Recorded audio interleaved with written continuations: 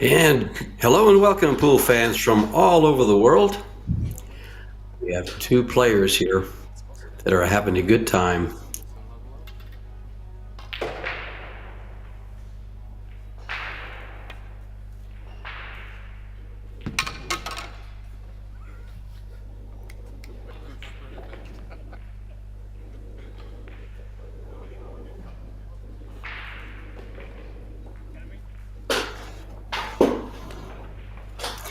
And hello and welcome, pool fans from all over the world, to the 2025 Predator European Pool Championships. We are coming to you live from Estonia, in the Gulf of Finland, at the Kalevi Sports Hall in the beautiful city of Tallinn, Estonia. This match is men's 8-ball.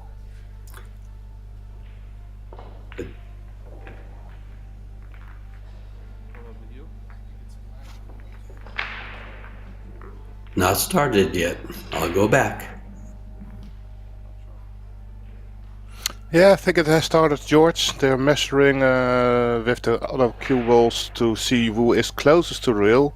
And as I can see it, it's Mario Hey who won the leg. Yeah, guys, I see it now. I looked away from the screen and didn't see the whole lag. Thank you, Joris. That was Joris Frommersfort from the Netherlands, and myself, I'm George Epbf from the USA, bringing you the live action here in Tallinn. Joris, what do you think about these two guys? These guys are very good friends. Yeah, they travel a lot together, Dennis and Mario, also through America. They have been sharing cars, so they know each other very well. And both players are absolutely at the top of the level here in this European Pool Championships. And it's been a great championship. This is 8-ball, race to 8. 101 players started out. We're down to the final 32 in the single elimination round. Mario from Mario from Austria and Dennis from Estonia, local hometown favorite. Mario starts out with a scratch. Yeah. Go. Didn't get kicked in. He went to the long right rail, bounced back up, and scratched in the left side pocket. Wow. And it's quite easy to target where the challenge is in this rack for Dennis. And that will be the bottom 3 balls, the 12, 4 and 5 balls. And that will be the difficulty here. And it's up to Dennis to find some routes to some way to finish the puzzle. Yeah. There's two ways I see he could address that. He can address it with the solids with the ball right next to it, and shoot the 5 ball to the left-hand corner, and at that time open up the 4. Or he can, I'm not sure if the stripe in the little group, was it the 12 ball as you mentioned? Yeah, it goes to the left side. So he has to move it from the 9. I would not move it here though, because he won't have an insurance shot. He's taking. He made an insurance shot. Yeah, the ball he went for was developed. Yes, exactly. He developed his insurance shot. Dennis, a very, very strong player, coming off some very strong wins here. He just won here in Las Vegas in the United States. He won the Las Vegas Open, which is a very big tournament. And he's been playing very, very well. He defeated Filler in a big comeback match. He was down quite a ways and grinded his way back, and it turned out to be a big upset the way it happened. Played beautifully. Yeah, and he's a pacey player. If his turbo is on, then he cleans up a rack within a minute. And for now, he's taking it easy. If you will see his actual pace, that will be double or triple this speed. And Dennis and Mario has played each other for quite some times. I was there in Veldhoven in the Netherlands during the European Championships. Mario has beaten Dennis 9-2, and afterwards Mario eventually won the title again. He defended his title. So that was a important match between them two. Oh, they've competed quite a bit. And Dennis, with the opening rack there, they competed quite a bit here in the U.S. at the Predator tournaments. In addition, Dennis just got off of winning last year, I believe it was late in the year. He won the Maldives Open. Yeah, I also remember a that Predator one. Yeah. tournament. Yes, Yeah. He's just really come up lately. I've had the pleasure of actually doing commentary with Dennis here in the United States. He sat in the booth. He's such a good guy. Both of them very level-headed. You don't see much emotion from them. And off to the first game of this race to 8. WPA rules. Yeah, so there's no more breaking outside the box. Breaking from inside the box is allowed. Dennis made the ball in the side pocket. And therefore can continue in this second rack. I don't think the one ball passes the 11, so that's a thing to watch. Therefore he might go with the stripes. And he also might start with that little funny combination at the 4-10. Yes, he is. Nice call, because that opens up the entire rack. Very good. Very nicely called there, Juris. Thanks. Now looking from the 9 to stun it back to the 13. Because if that ball is gone, then everything has been done in this rack. And you had the perfect angle to do just that. Dennis looking good through here.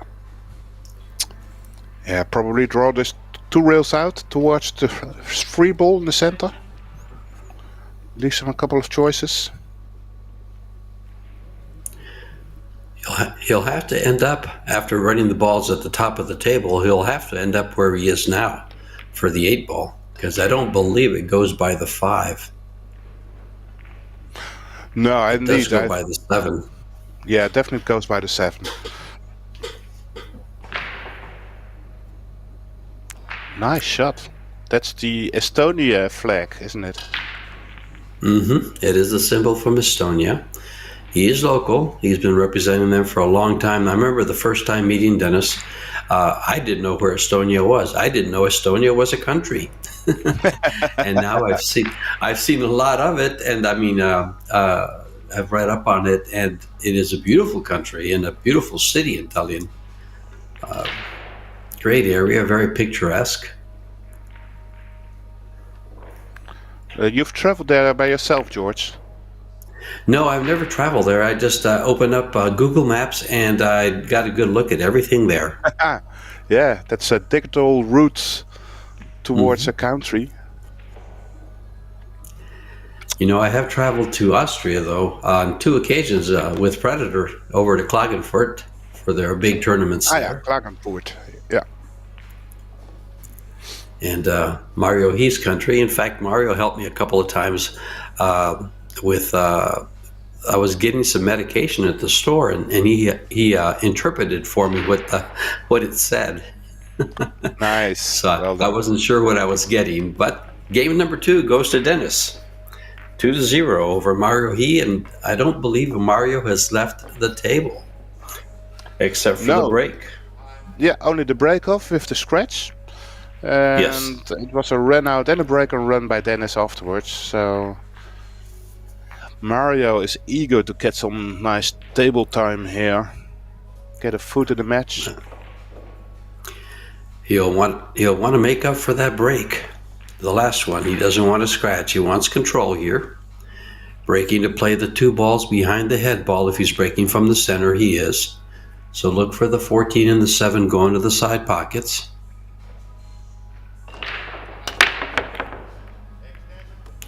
And the 14's down. Oh, the 15, excuse me, the brown one. Yep, and I can see that there's only one issue at the bottom left. The 3, 7 and the 10 are clustered together. Need some work with it. And if I can take a look at the possible entries in this third rack, it could only be the stripes, as I don't see any solid balls available to attack with. So that means that he has to do something with the 10. That's the only ball he has to get to. The good thing is, the 9, if he's on the right side of the 9 ball, he can address the 10. He can also go there from the 2 of the balls next to the 9. But he has to be very careful to open it up to a position where he can attack. Well, he actually opened it up right now. Did you see that he moved the 5 ball away from the line from the 10 ball towards the top corner where the green 14 is hanging? That was very good observation. Now it's open. Very good observation, Juris. And you're correct. He can play it from the bottom and just stop the ball. And you can get to that angle from the 9. So it's perfect. Absolutely.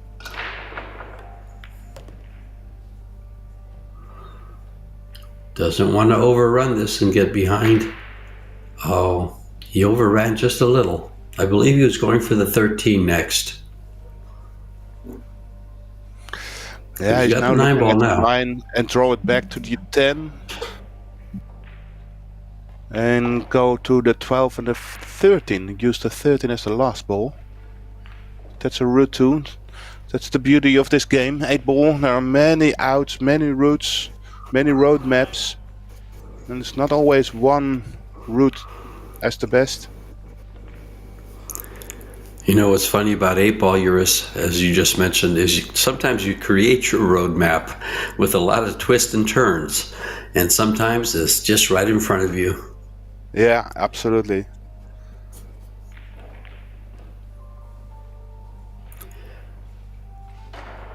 He'll go up above the 13, I believe, so you get an angle that comes straight. Oh, he's going to come straight across. I thought he might go up and play the 13 to the bottom right, which he's going to do, and bring the cue ball to the bottom rail towards the 10. To me, that would have been the shot, because then you're playing into the line towards 10. That gives you a lot more. He played it perfect, didn't he? That's Look how beautifully he played that. Wow, what great speed he had on that ball. Amazing. And a break and run by Mario, I would think. Just these 2 balls. Well played. That position shot there was very delicate. Extremely delicate. Nice way to put it.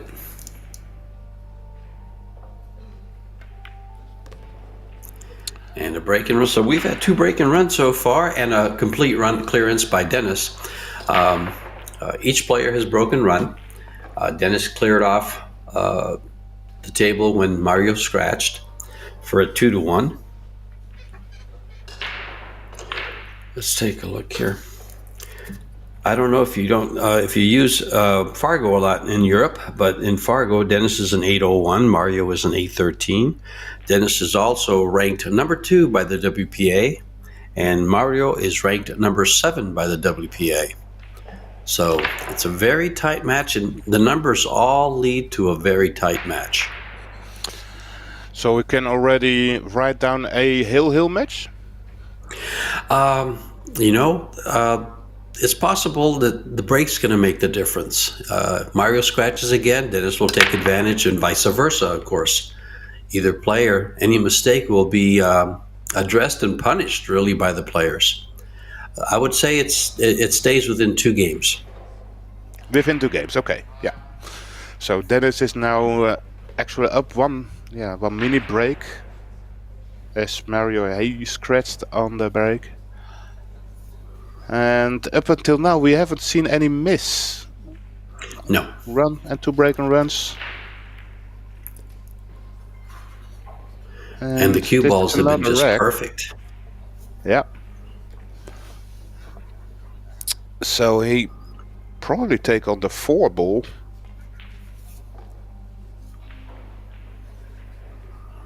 Four ball does not pass the green 14 ball towards that corner where he's standing over. So I assume you take it out of the way right now, even though you're hampered with that 13 ball.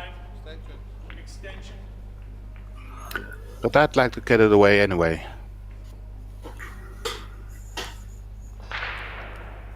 He doesn't need to elevate does that lay. much, so Perfect. should be good.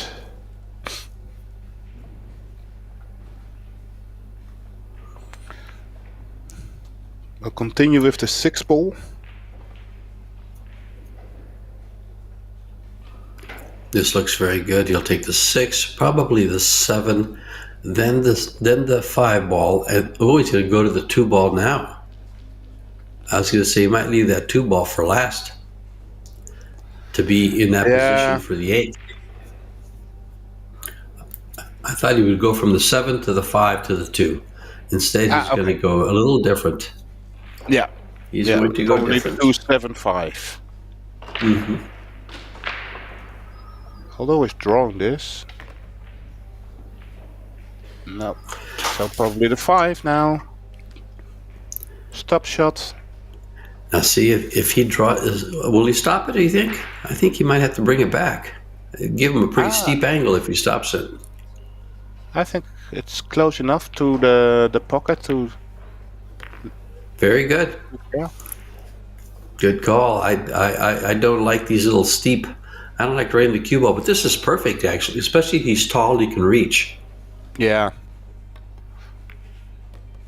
Yeah, the 7 was close enough to the pocket to roll this in. And another break and run. 3-1 now. Wow. 4 games, and 3 of them break and runs. Beautiful. Yeah, Extreme. the level in the European pool championships is high anyway. I see a lot of players that are capable in running so many racks. It's also very difficult to predict any favorite for the title. Of course, Dennis will be one, Mario will be one, but like you can name 6-7 other people. Well, let's see if we can predict someone else that might be up there. I believe Albin Ouschan's playing in this. Yep. Albin's another one that should be up there. Always. He'll be up there. Yes, he's always up there. Conrad's been playing. Conrad Yashusha has been playing very, very well. And yeah, and then you've got tons of people from Poland, together with Konrad Jurčicin. Yeah, Tobias Bongers. Yeah. But Tobias. Yeah, sorry.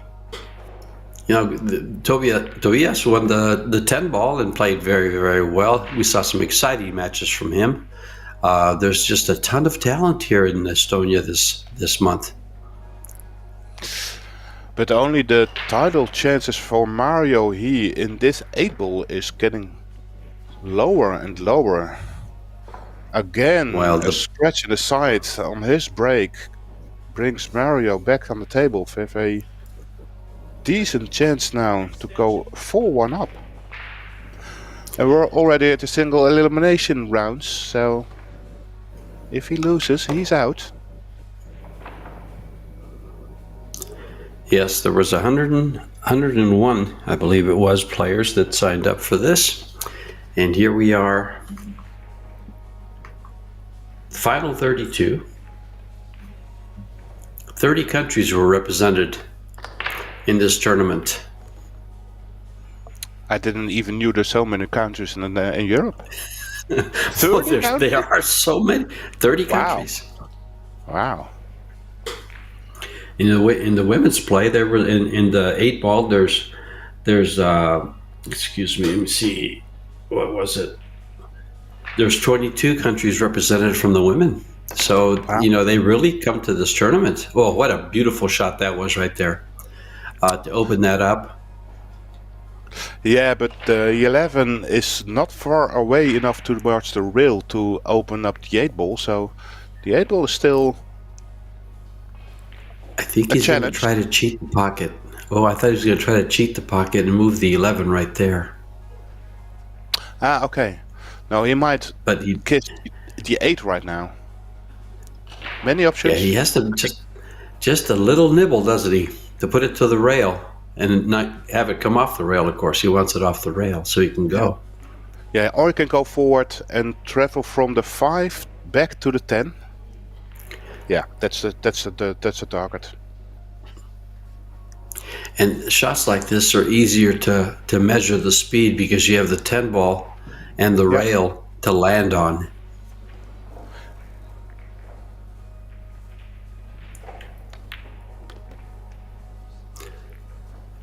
This is beautiful position, beautiful play by Dennis.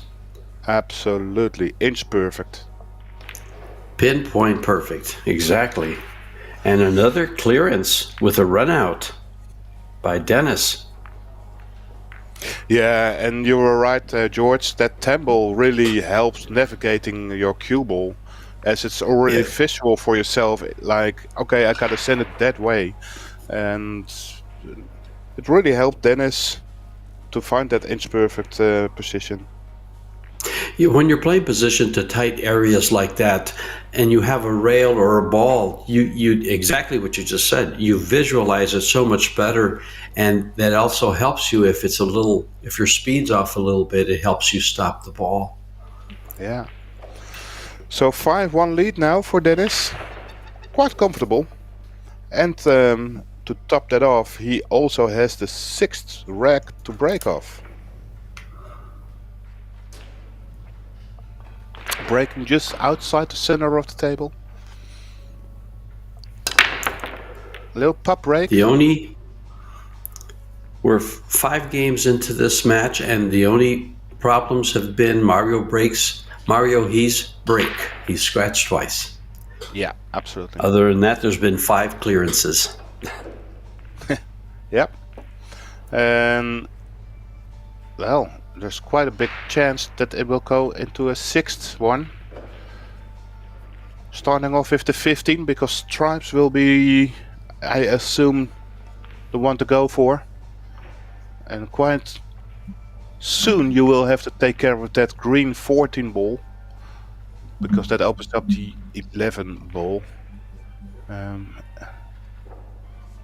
And of course you have to take away the 10 ball before the 13 ball at the right side.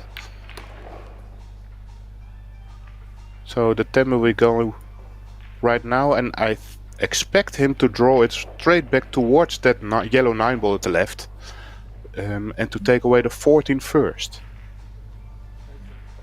Extension. I like that.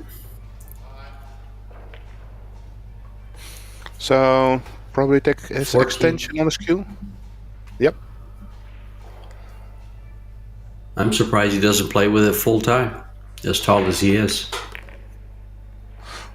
Well, it's quite a personal preference. I'm 192, so that's 6'7", and I wouldn't. I try to use an extension all the time, but I just don't like the extra weight at the back of my cue. Now, let me ask you a question about that. Yours, when you're using the extension, do you feel it kind of solidifies and stabilizes your backhand as you're stroking the ball? No, it's not for me. It wasn't working like that. For me, it was like the cue is just pushing through even further than I want. So I have some kind of feeling that I have to throw it into the cue ball instead of an extension of my back arm. So for me, it didn't work out. Okay.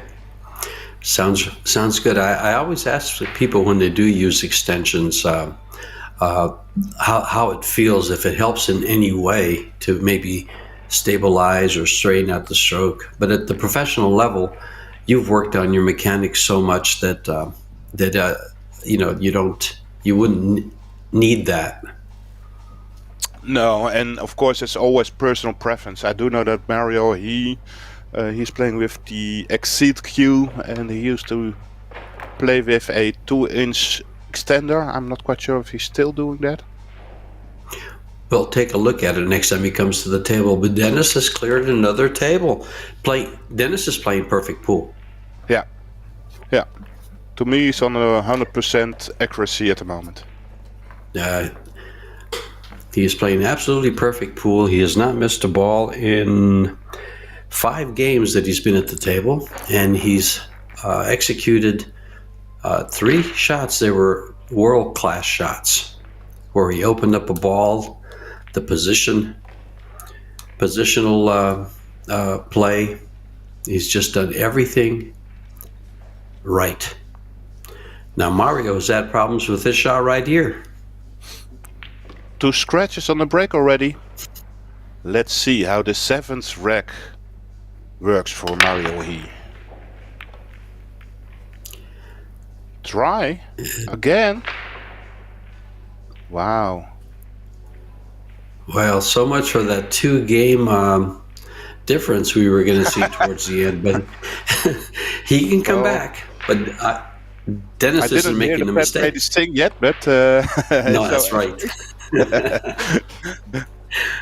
No, it's going all the way that. for Mario. Hey, for Dennis Graben. Yeah. And you can see the 12 passes the free ball towards the corner, and that's hanging there for opening up the 9 ball. Has anyone told you sound very much like Alex Lilly on the mic? No, I've never heard that before. Well, you've heard it now. And I'll take it as a compliment. It sure is.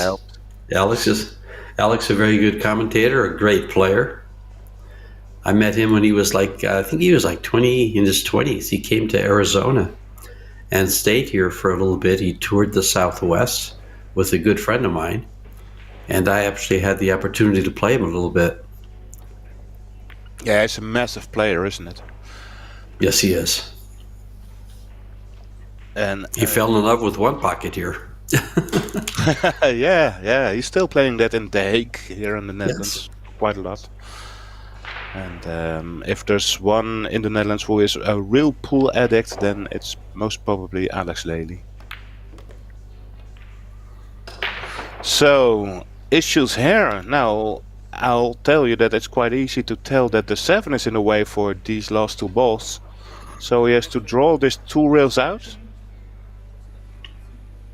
Around the 4. Don't miss this 15. Perfect. I think Dennis has forgotten how to miss a ball. Yeah, sometimes that happens to everybody, but it happens a lot to Dennis Graben. Yeah, he's in the zone. Yeah. And he's in a good position to get on this 14 from the 10, and the 8 ball is open to both pockets on the bottom of the table. So, looking very good for a 6th clearance. Ooh. Now is the 1 ball in the equation? It is. So that means that he has to work a little bit, and because if he wants to avoid a kiss on the 1 ball, he has to draw it, and that means he has to cross it twice, going to the left rail, and ends up at the right side of the 8 ball. And the pace needs to be good then. Don't want to fall behind the 4. Look at how beautiful that is. Wow. I mean, this whole match has been a highlight reel for shots. Wow, another great speed. Because there was Dennis has been to the tape. There was that 2 rail that coming around. He could have hit the 1. He could have hit the other ball on the side of it. He could have run past he could have run past his line and got behind the ball. I mean, Dennis has actually pocketed. Let's see, there's 8. 48 balls in a row. He hasn't missed a ball. Yes, he did. No, indeed. Yeah, you're correct. Breaking off in the 8th rack, leading 6-1 now. I've done a lot of commentary on the pros, and to tell you the truth, so far right now, I have not seen this in 8 ball or in 10 ball. I've seen one perfect match, but that was on a bar table, on the 7-foot table. And he's played beautifully. I hope I didn't jinx him there, because I'd like to see him continue the entire game like this. He just needs this rack and 1 more. Absolutely.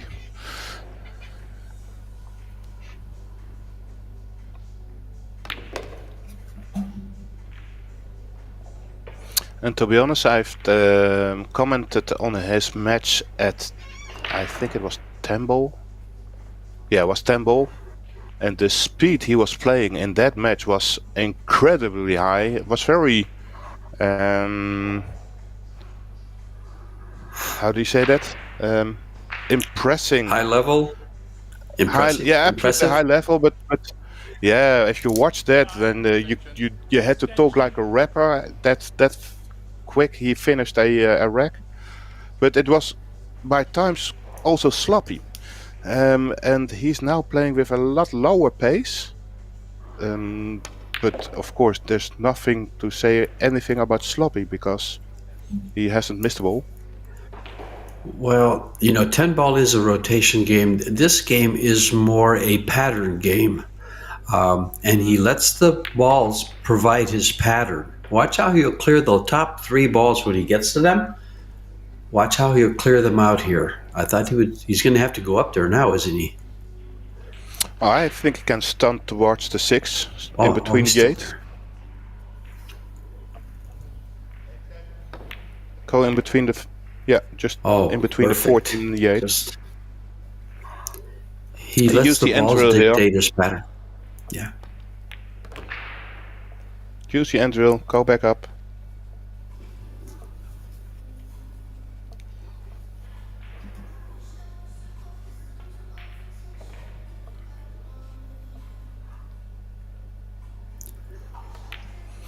Slightly forward. He's going to come more for the same pocket. I thought he'd just go slightly forward, and I like this better though because he doesn't have to avoid the 15 and the 9. He'll come to the left side, 2 rails in the line. And that's all open, so Look, easy shots in the ending now again for Dennis for another break and run, and already on the hill. This isn't only impressive, Juris. This is also inspiring. Absolutely. Look how good he's playing. Absolutely. 7-1 Well, up. Mario comes. Wow. Far from a 2-game difference in the end of the game or a hill, what you would expect. Yeah, but the one thing you were absolutely right in, George, is when you said, well, it will probably all come down to the break. And it has. That's what you started with. And it has definitely, yeah. So, to be honest, Mario is looking for his second good break in this match. Made a free ball on the side. Kept the cue ball on the table, so all good news for this. Everything's open. Every solid is open. Yeah, has the 7 as a starter. 2 rails out. The question is, he already took a look, is the 4 ball passing the 14 ball to the side pocket? That really helps in the route. He's taking stripes, isn't he? He is. I'm a little surprised at this. Yeah, only thing I can imagine is that the 4 ball doesn't pass the 14 to the side pocket, and it feels like that could be a challenge. It's funny, but that's the only thing I see as to why he would have taken the stripes. Yeah. I thought, making the 3 on the break, being straight in on the 7, and everything open, the 4 had both corners open, he would definitely take the solids.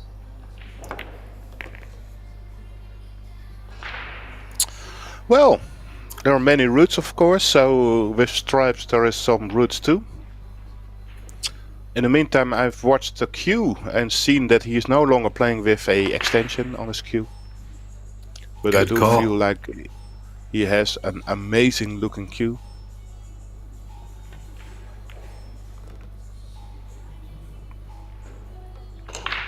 So now it also looks like he is leaving the 9 ball as his last ball.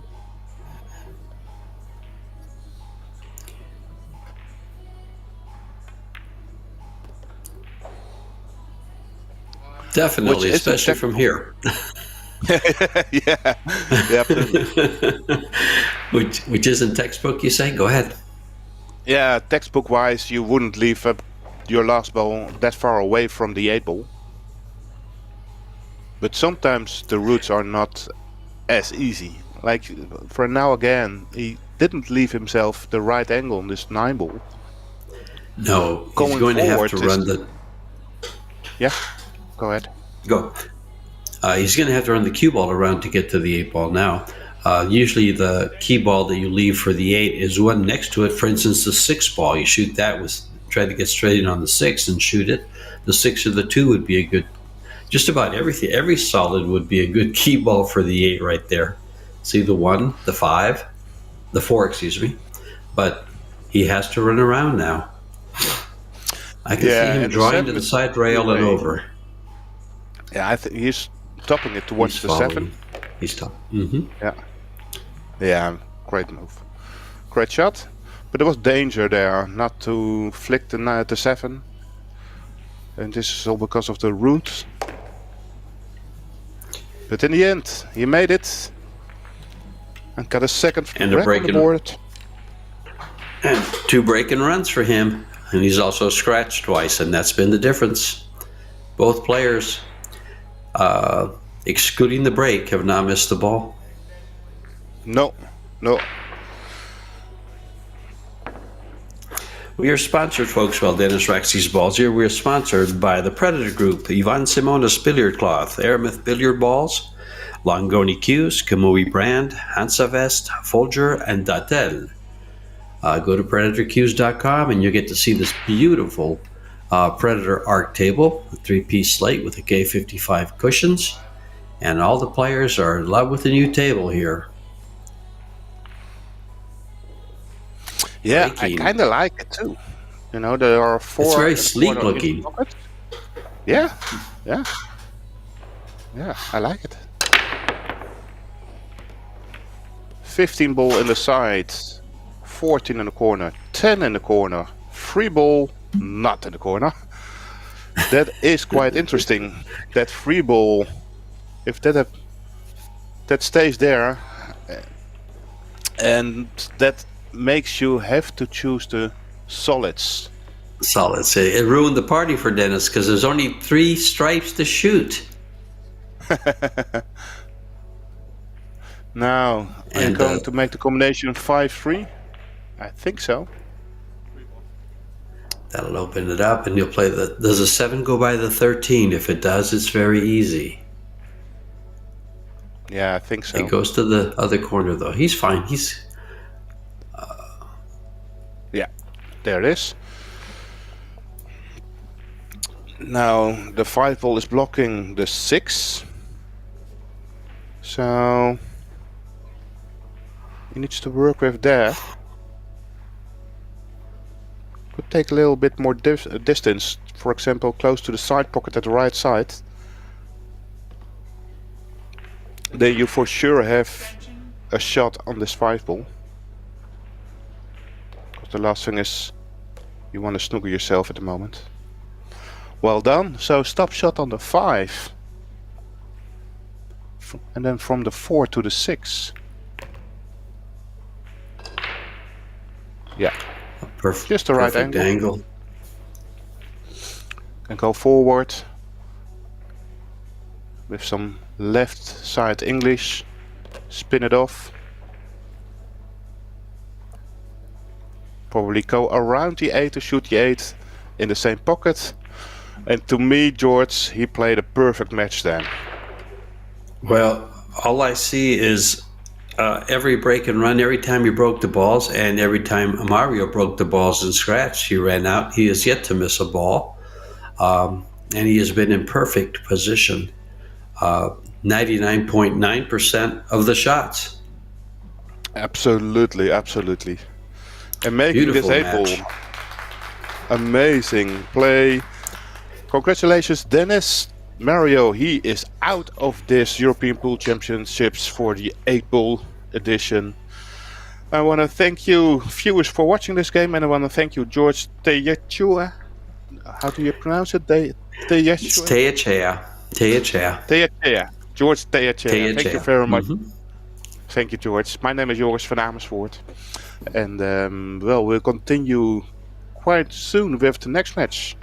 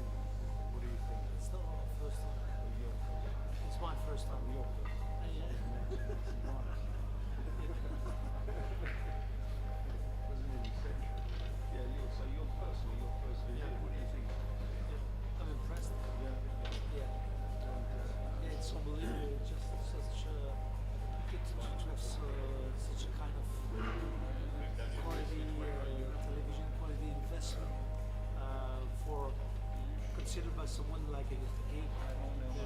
It shows that they are a person who wants to invest and they see the future.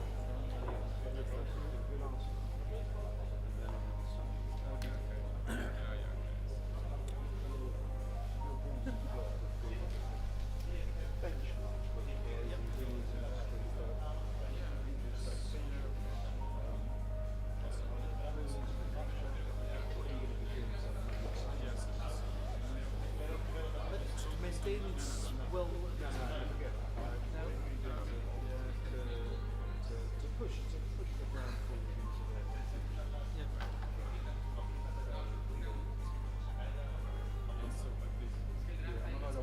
the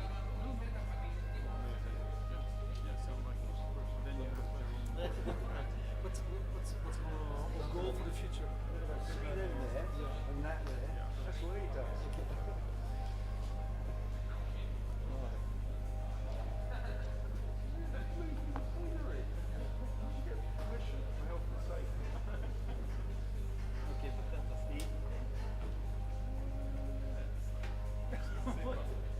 Well done. Walk around in the back row holding up. Well, you could change.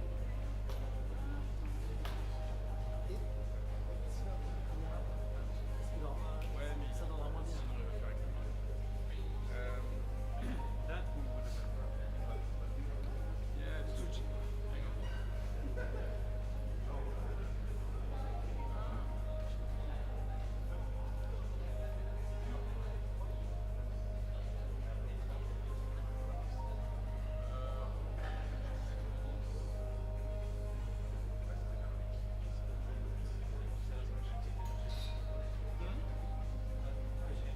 Yeah, but even by the match, it was not. It's not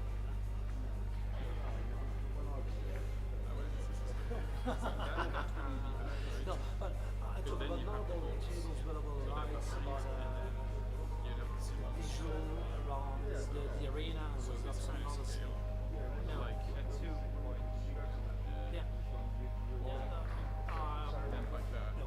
The exception was the.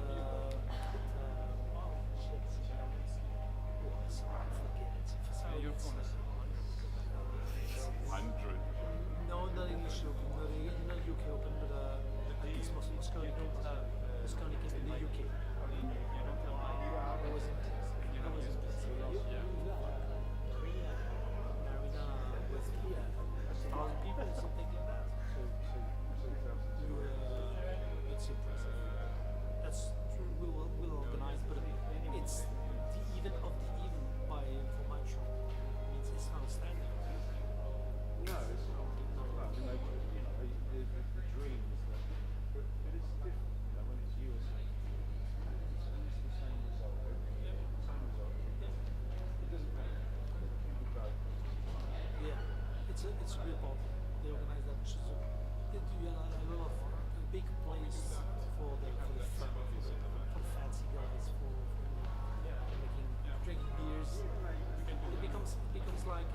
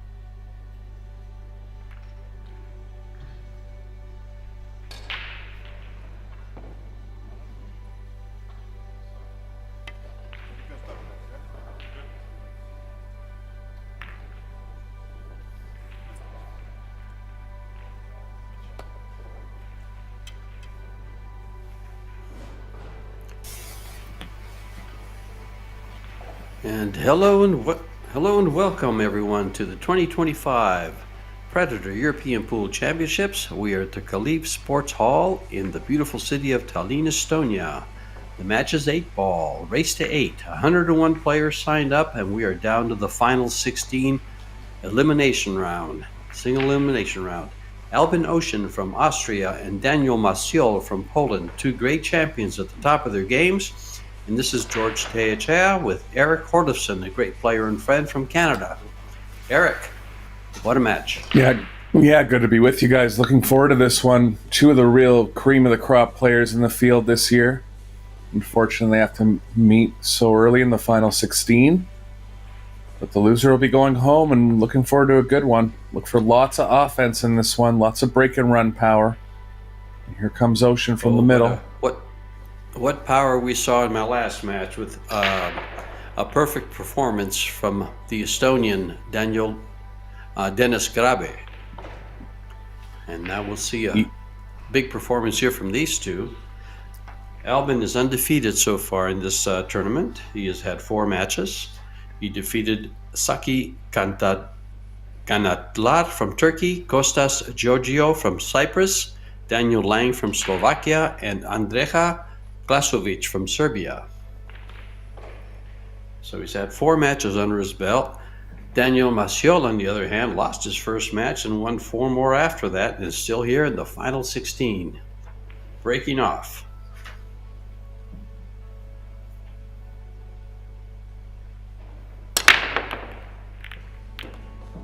Almost lost the cue ball right off the point. But he's escaped that, and wide open break here, George. You couldn't ask for a more separated break. It is really open. He just broke the balls very, very well. If he can maintain that break, I might see a second perfect performance.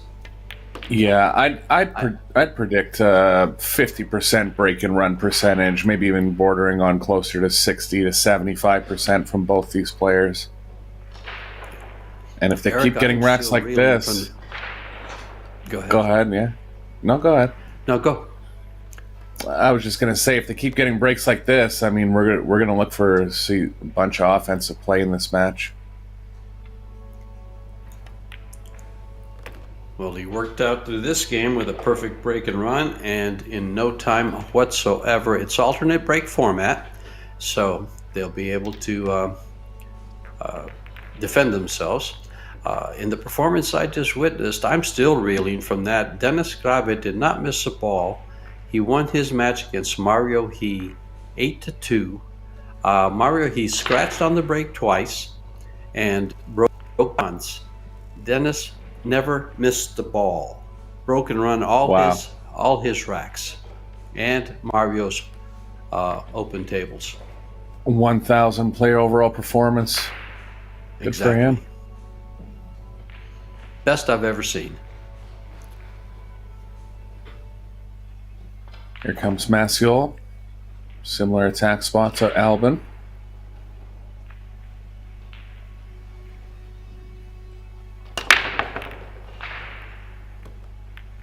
Racked and spread super good. Looked like there was something a little loose in the middle, but makes a wired ball back in the side.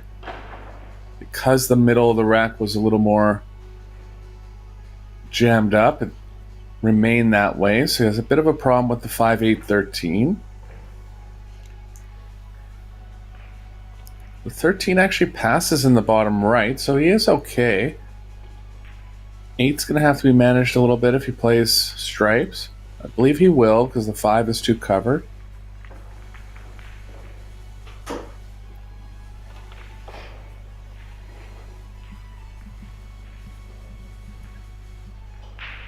If he can get an angle on the 13 where he's running into the 8, I think that would be a positive play. For that right now, might have overhit it slightly. He's on the 11. Those balls have to be managed too. Yeah, he might come back for that 13 to move the 8. Yeah, just erring on the safe side here. At any point, if he gets kind of straight on the 13, even if it's the last ball, he can shoot the 8 up to the top right. Yeah. It looks like he might try to move it here, but I prefer moving it with the 13, as you mentioned, because he's going to be on the 10 to get the perfect angle. See his angle now from the 10 to the 13? Yeah, 10, 13 into the 8, onto the 14. Looks good.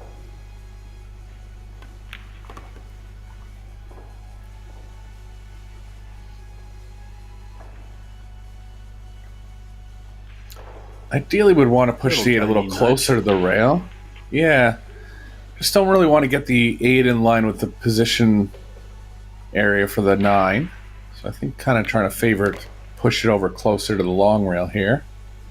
Good enough. Straight back now for Maciol.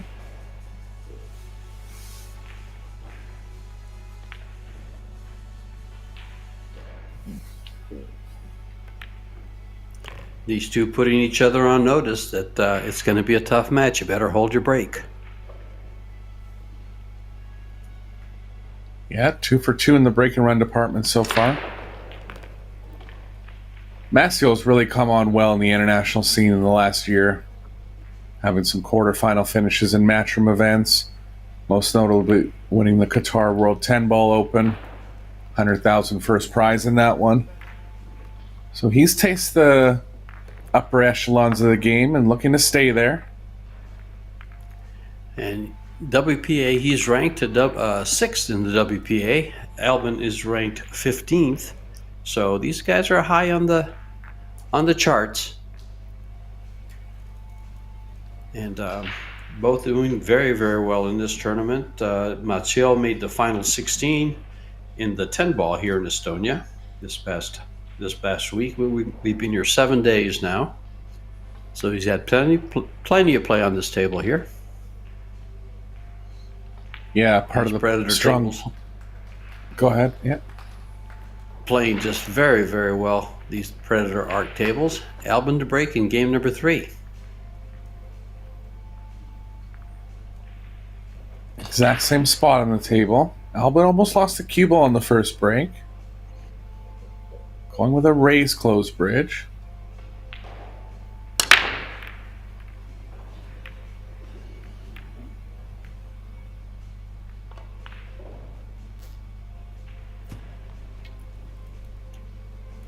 No wired balls Looks down dry. this time. Yeah, nothing overall. See how the table lays here.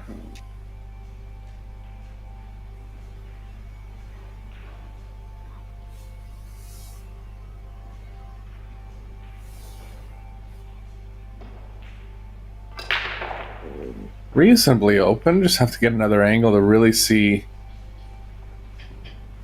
what the overall layout is. 6 and the 1 could pose a problem, but they look pretty wired towards the corner. Doesn't really have, well, he does have an opener on stripes if he wants. He can take the 13. 9's going to be a bit of a problem for the stripes, so I think he is considering 3 and then combo onto the 1.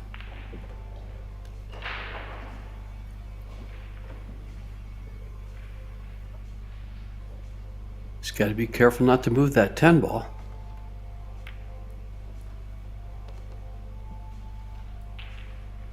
We went into the 5, you can miss the 10. Combo's a little off angle, but you can cut the 6 to the left, making sure you make the 1.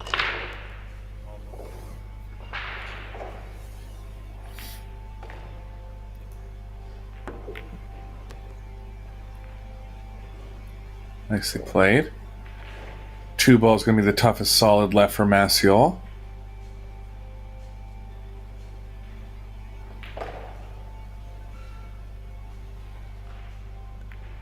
It's available in the top right if he needs it.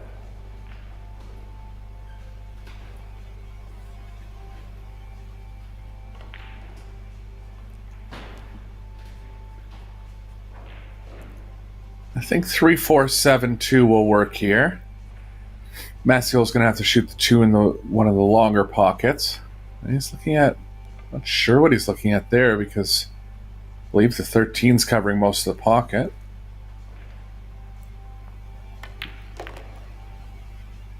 Possibly drawing into it, George, but that's not really going to help him. He drew down for the 7 ball. Now he's got to come back up for the 4 on the left side there, and then go to the 2 ball.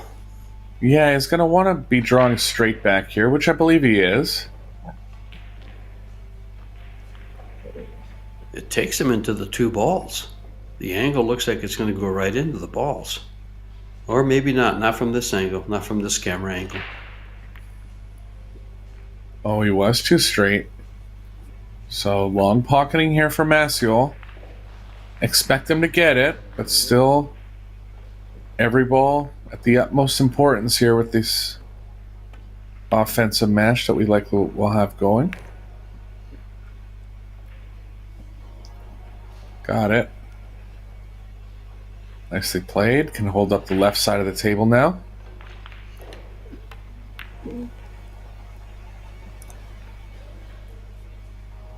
Worked his way well through these balls, and now he's got a nice shot on the 8 for the side pocket to close out another break and run. I mean, a break off of a dry break.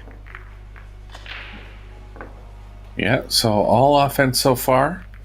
Be Maciol to break in rack number 4.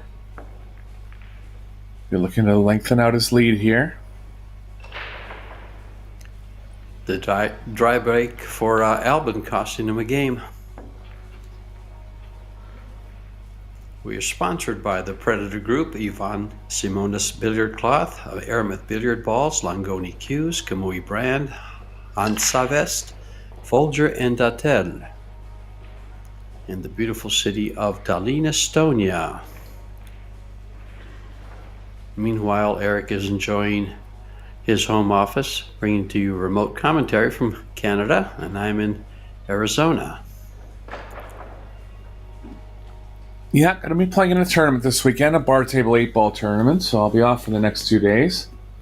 I'll be back Good for you. to get back on the table.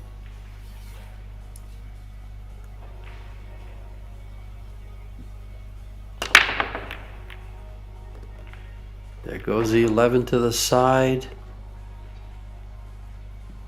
And that's a good starting point. He's got one dressed up to the corner, another stripe. Only one stripe tied up, with the 2, the 3, and the 6 tied up in the middle there, but it has a pocket. And then you have the one down on the bottom by the 7 ball in the spot.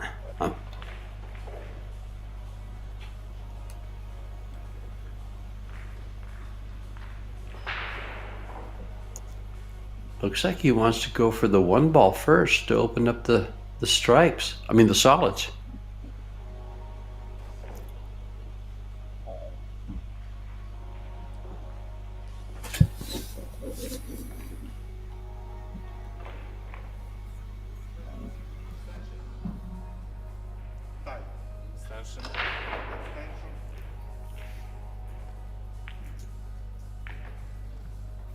I kind of like the stripes here, but he's really intent and looking hard at the 1. With the 6 and 3 tied up in the middle of the table and the 7 down by the spot, he's going to go for the 1 ball and open up the 2 balls on the spot, having the 2 ball for an insurance ball. Yeah, sorry, George. I'm just going a little slow on my feet, so I reloaded it, but I'm back.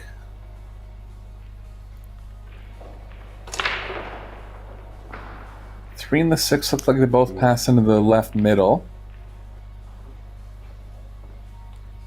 I think he's going to take care of those 2 balls. Go ahead. Yeah, sorry, I was a little surprised he's not trying to get at them right now. But the 7 is kind of down there. Sure. Yeah. Yeah, he is going to go back to the 2 here. The 7 was kind of down there by itself, so he was considering taking it, but I think this is the better play.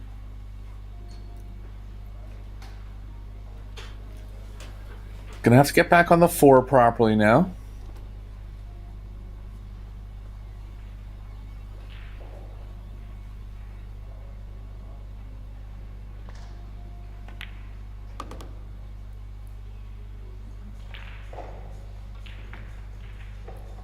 Don't believe the 3 is available to the right middle.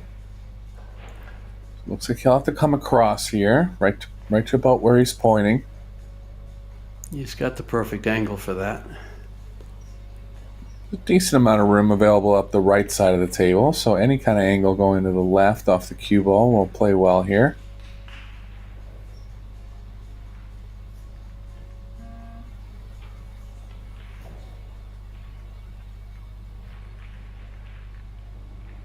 Can't quite see what angle he has right now. Just having a second look at it. I think he was considering if he can run into the 12 and just kind of play to the right a little. Looks like he can. 3's got to get to the pocket or go in, and there's a mistake from Maciol. Slow rolling the ball, kind of trying to feel to get into certain parts of the 12. There was an option to stun to the left too, but chose the following option, and no, he didn't miss that ball because of misjudgment on the pocketing. It's just he was trying to go into a very specific part of the 12 and just lost track of the 3.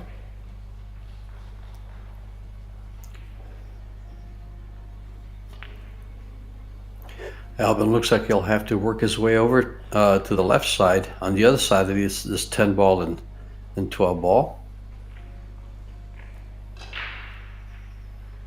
Can't get to him from here. Yeah, both available in the right middle or the bottom right corner.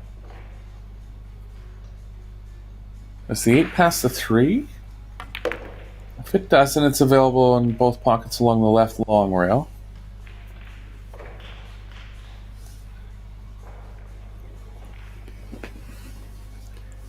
Well, he's forced to shoot the 10 and the 9 now. And he's just a little off center. Good shot on the 10.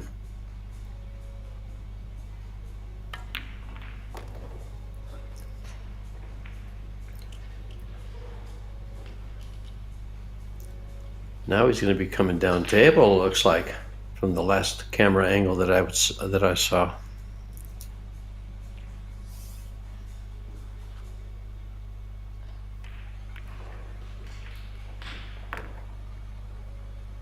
Oh, this is perfect. Perfect. He'll take the 9, then come straight down the rail off the 14 for the 8. Textbook 8 ball.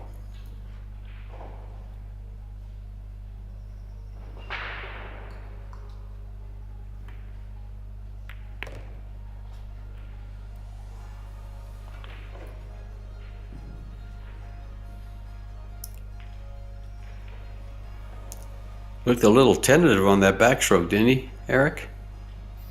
Yeah, I was just having a bit of connectivity problems, so I missed a couple shots, but looks like I'm back online good now. I was just lagging a little bit. It should be good. That Ouschan getting all the way out here.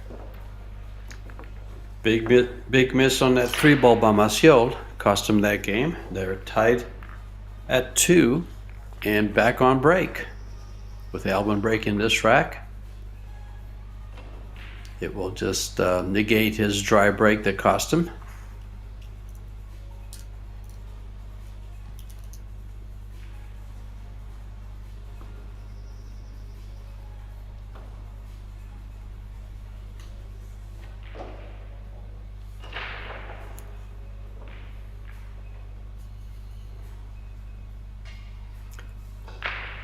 Albin, a 3-time world champion at this point in his career. Maciol still looking for his first world championship, but well on his way there. Albin also a 7-time Moscone player, 1-time MVP, Arizona Billiard Player of the Year. He's had quite a bit of notoriety and success.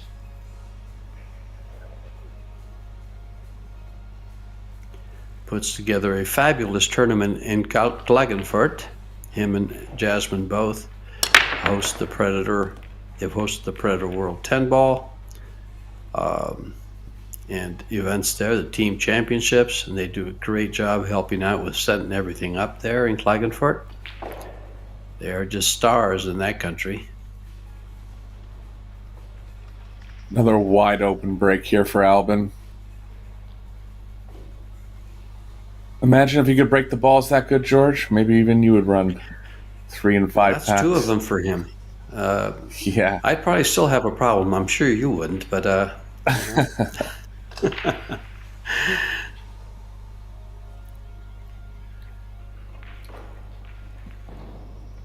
2, 4, 3 are bunched together nicely, where he doesn't have to move the cue ball much if he starts with solids. I believe he will, because the pocketing's tougher on any of the stripes. He could shoot the 13 first if he likes, and he's having a small look at that. Maybe even the 12. I don't know if the 13's blocking it.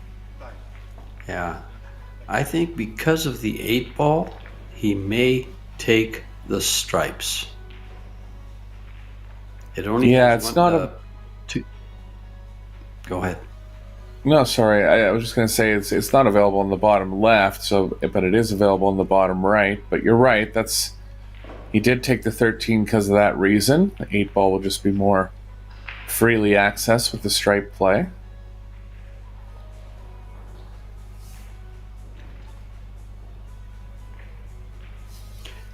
Probably saving the 10 ball for his key shot to lead him to the straight in 8 ball. So he'll work these 2 balls right here, the 9 and the 11, come up for the one by the side and the one in the middle of the table, both stripes, and then move over for the 10. Yeah, he's got a bit of decision making to see how he wants to get back over to the 10. If he gets straight on the 15, he can get straight on the 12 and have a straight back draw angle. I like that play. He's taking the 10 now. I think he just Which underhit means it, he's gonna George. have to use- Yeah. He's going to have to use the 12 probably. But he underhit it. It's not like he was playing the 10 next. You can see the look on his face after the shot.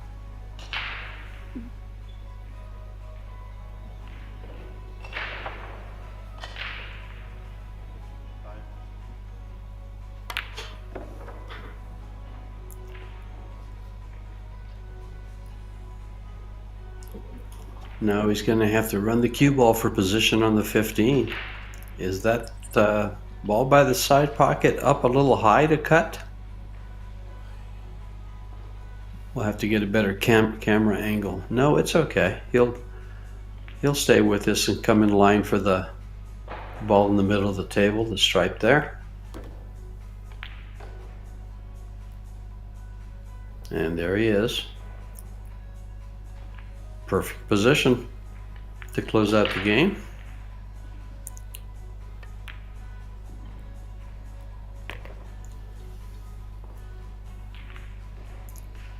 High level pool and another break and run for Albin. He ran out Daniel's balls once he missed that 3 ball, and then a broken run for 3 games to 2. Only missed ball has been a dry break from Albin and that 3 ball from Maciol.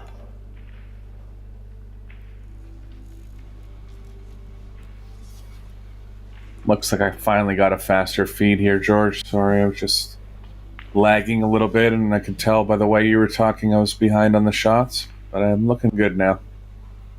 3-2 for Albin.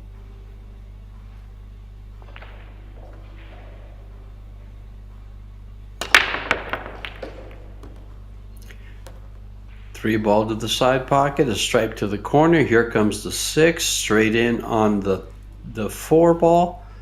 Wow, these guys are killing it. Another huge break. Just what we expected from both. Part of the elite group of 800 Fargo. Albin at an 827, Daniel at an 815.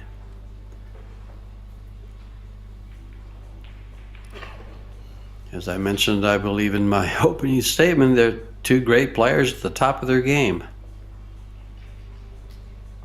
Oh, he's going to go for stripes? He's indicating he's going to go for stripes. Yeah, the 7's in a tough spot. 5 would have had to been shot in the side or not a real obvious pocket. So gonna take a shot at the stripes here.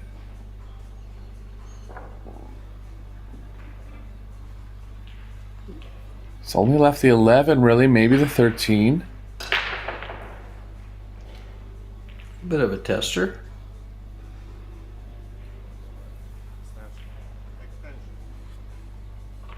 Cue ball's playing naturally over to the left. Just a question of if he can actually run the cue ball between the 9-10, possibly shooting the 9 in the same pocket.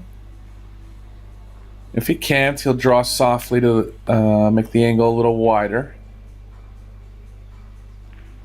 Yeah, it was hard to control that draw exactly, and he's in a bit of trouble here. Yeah,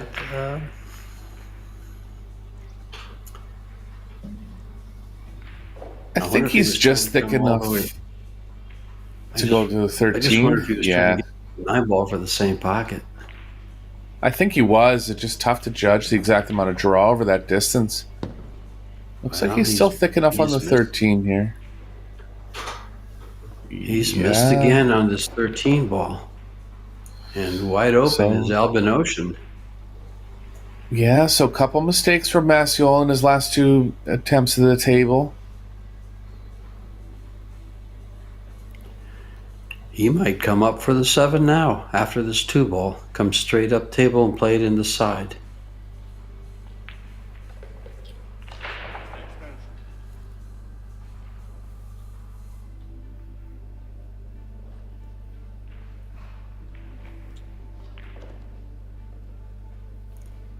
He's taking his extension.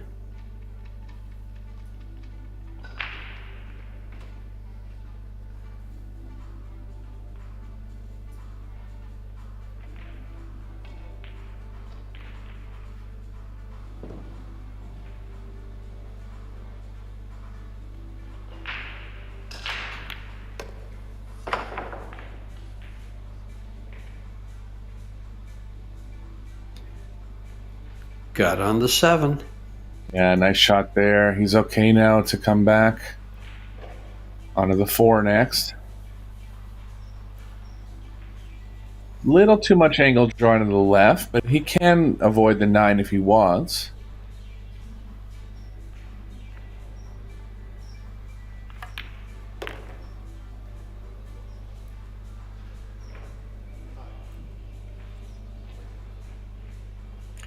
He'll keep the cue ball along the rail for the 1 ball next.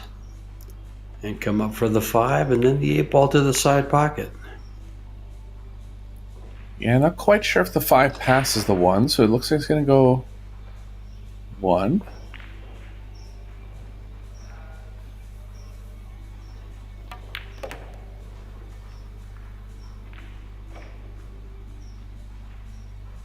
Nicely done by Albin here. Only real mistake so far has been the 1 dry break.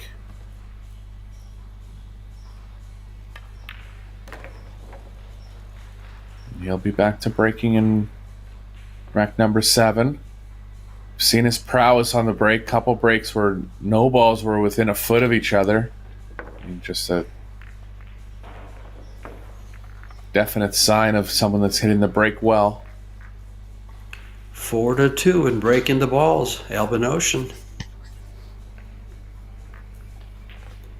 This could prove rather hard for Mr. Maciol to come back. If he's true to form, as he has been in the past of this match, he'll break and run these and have a 3-game lead in this alternate break format, which will be a little hard to overcome.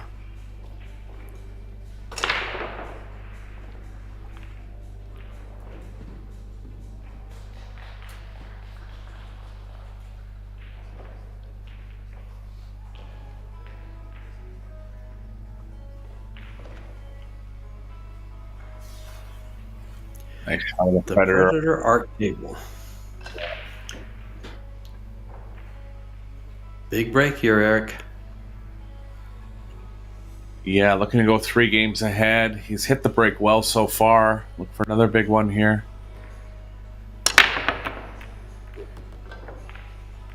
Nicely struck. Wired balls down. Again, dispersion all over the table. 15's going to bump into the 5 to make it a little tougher, but it's still available to the bottom right.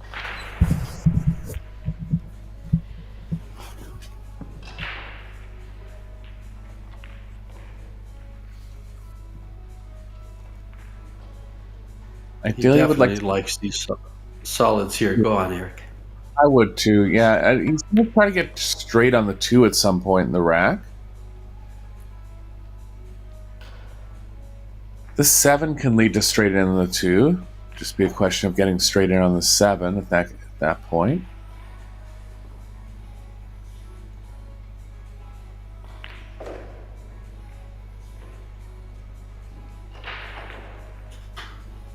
Three, 4, 2, 5 looks okay here. Yeah, I like him taking the 3 ball first, and then the 4 coming down for the 3 balls by the spot. Yeah. He's going to do it a little bit different.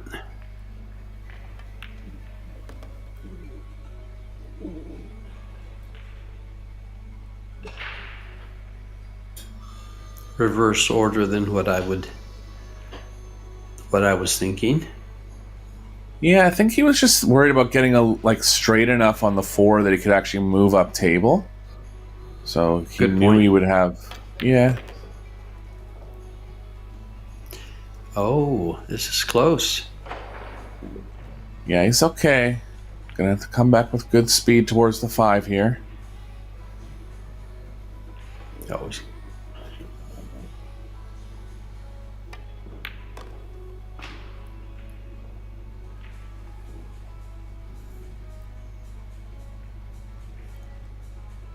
We are being treated to some very high-level 8-ball in these last 2 streamed matches that I've seen here on table 1. Yeah, this will be Albin's 3rd break and run. He's having a little closer look at this 5. Might not just have landed on the angle he exactly wants, but he's okay.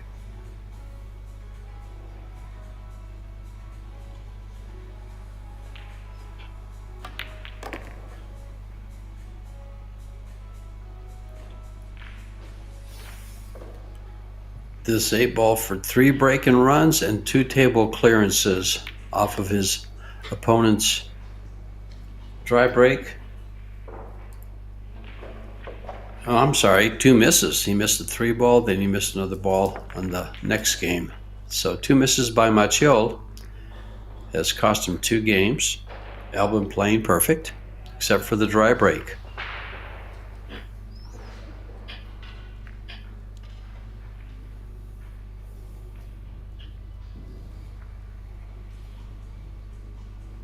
A lot of pool here in Tallinn. We've had the 14-1, the 10 ball. We've had the wheelchair championship, and now we are on to the 8 ball. We've also started the team championships, and there's still a lot of pool left.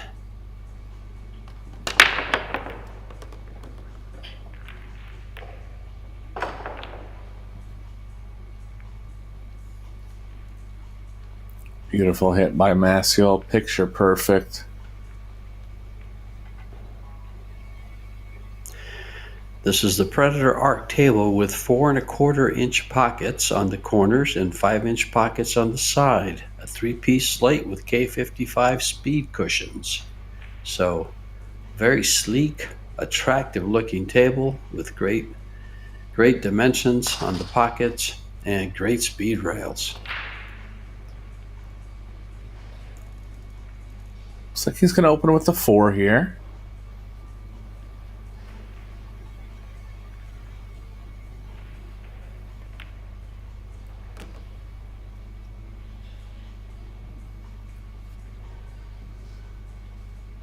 Possibility of starting with the 13. Toughest strike would be the 10.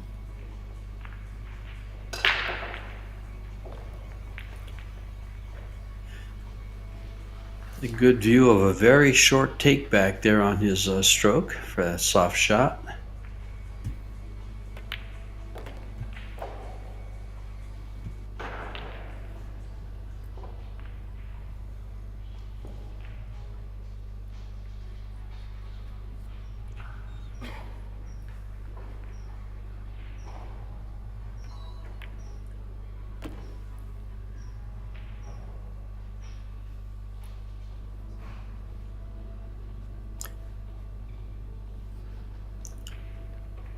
It looks like he's gotten a little steep here on both balls.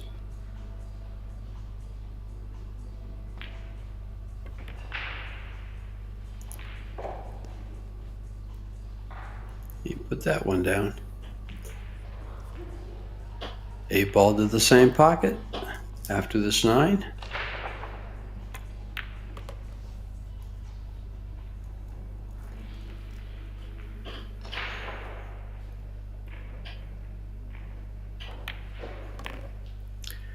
And a break and run from Maciol.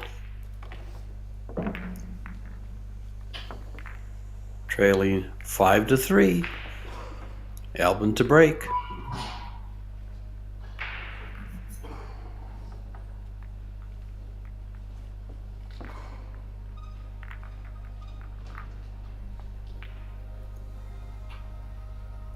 Sponsored of this European Pocket Billiard Championship is Predator Group, Iwan Simonis Billiard Cloth, Aramith Billiard Balls, Langoni Cues, Kamui Brand, Hansavest, Folger, and DATEL. Mr. Maciol trying to find a way to get back to the table and get some games against Albin. He's trailing by 2.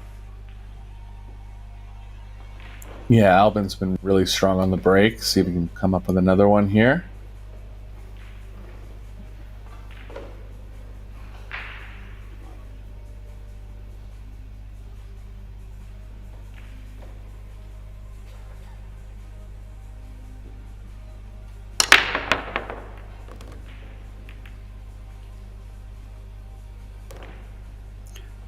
The stripe to the center, up solid to the corner.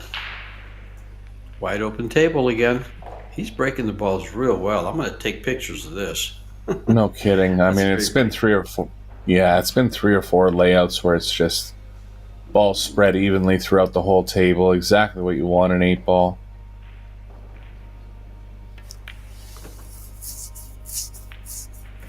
And this is pretty straightforward here. If he gets on the 2 with an angle to play up the left long rail, he should be good for the rest of the rack.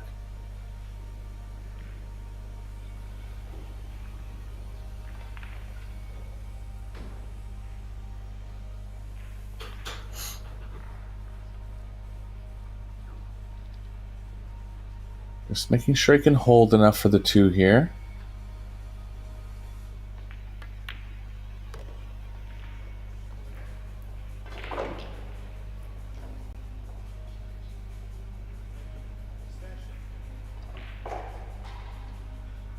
Coming down for the 7 ball, I believe. Nice and soft. All right, he's going to play the 1, then the 7. Come up for the 8. Perfect angles. Yeah, looking good and continuing the flawless match. Just the 1 dry break. Other than that, 4th break and run of the match for Albin.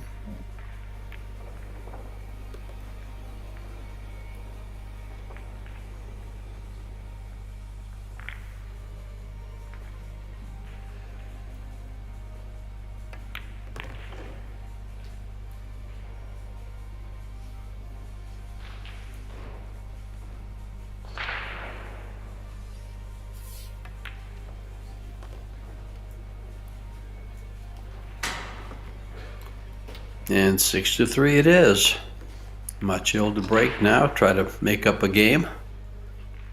But he can't close in unless Albin makes a mistake. And about the only place that's going to happen the way he's breaking is a dry break or a scratch on the break. He's playing extremely well, controlling this cue ball and running patterns. You can't ask for more than that in 8 ball, or in any game for that matter.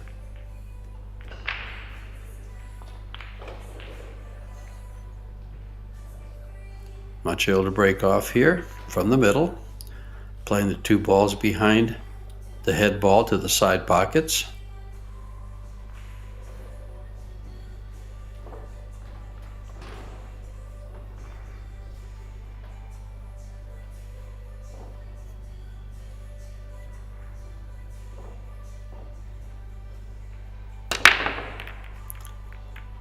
Oh, there goes the 9 to the side. That'll be the only ball he makes. See See what he ends up with for, he's got the 2 ball straight to the side pocket. 7 ball up. He's got a stripe available.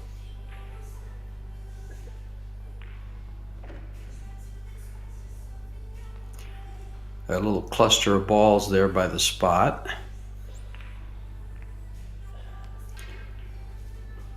Two stripes tied up at the top of the table. So he will take the solids first, excuse me.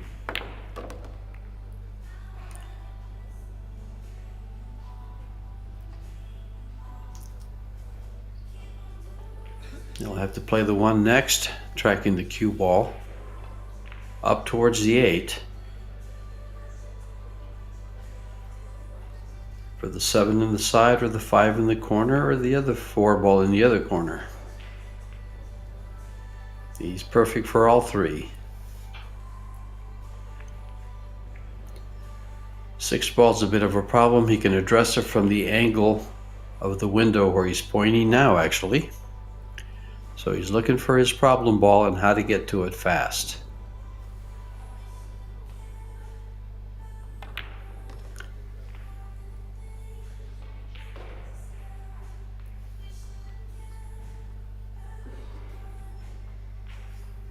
This seems to be pretty handy. He has a nice angle to play it, come down and then back up for the 7, and then address the 2 balls at the head of the table here. Perfect.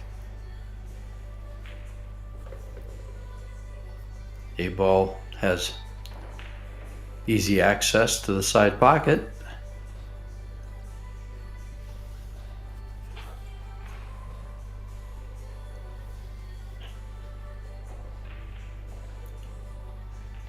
Coming right back to where he's at. Nice soft shot, 8 ball to this. And Danielle has his 4th break and run also.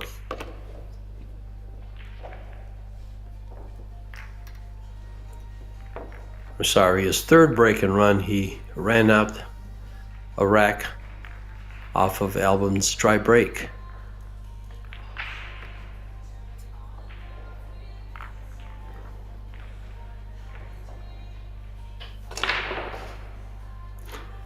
So far in the 14-1 that was played the very first 3 days of the tournament, Tobias Bongers from Germany won the men's championship. Pia Filler winning her 14-1 European Pool Championship.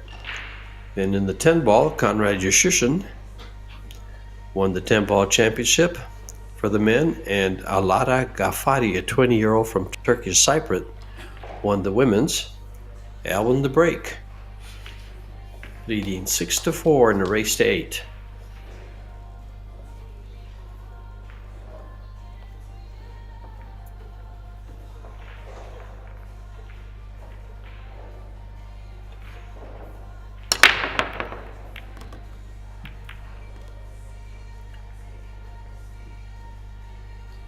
A solid to the side, a stripe to the corner. Again, a very wide open rack by Albin Ouschan. His breaks have been just marvelous.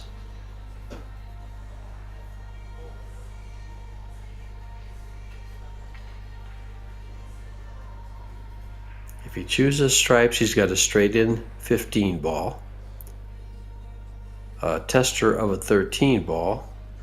If he chooses solids, he has a 2 ball over the pocket to place his cue ball wherever he pleases for the next shot. He's starting with a 15 to the side.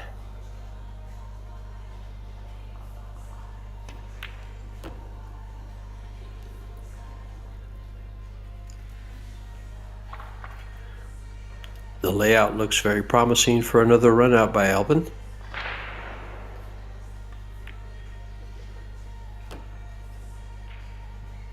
And the only time he's left the table so far this match without making the 8 ball has been a dry break in the 3rd game.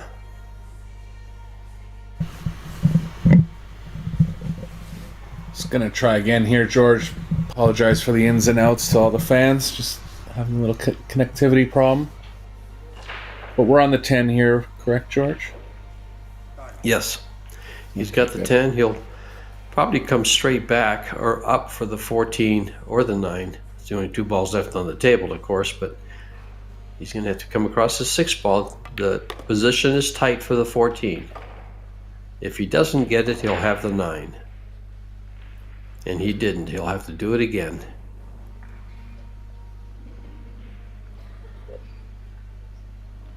Yeah, looks like he does have some...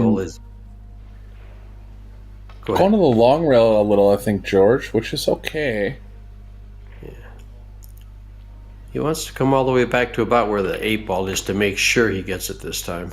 And he did.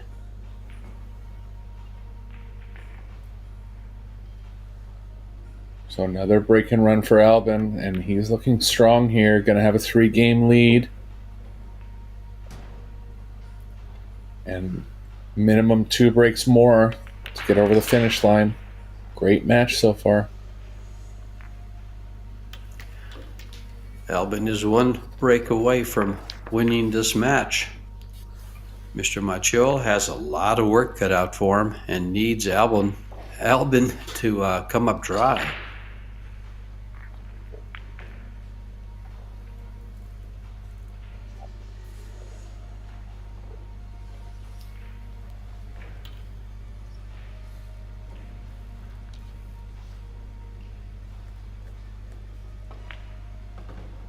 We have a lot of pool left for you yet. The men's, women, and 9 ball.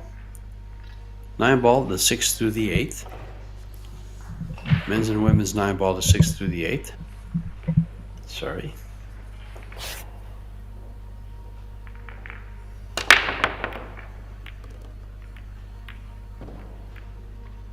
Two wired balls down. Look out for the cue ball. It's okay.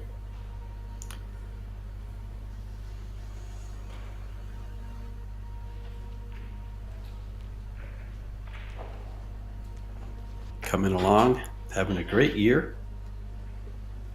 He was a couple of first in Poland and in Tallinn, actually, in the Estonia Open. He won it last year in 2024. Yeah, can you imagine how strong the Polish side is, considering that Maciol is not even on the Polish team? Polish team for this year is Fortunski, Shevchuk, and Jashishin.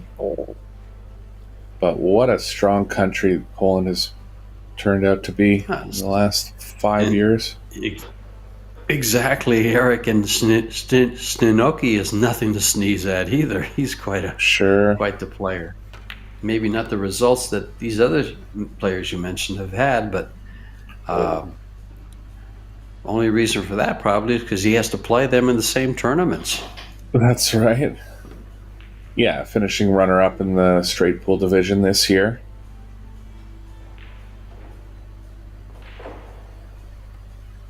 Maciol's going to take the 9 here, try to develop the 1-2, 1-12. Nice shot.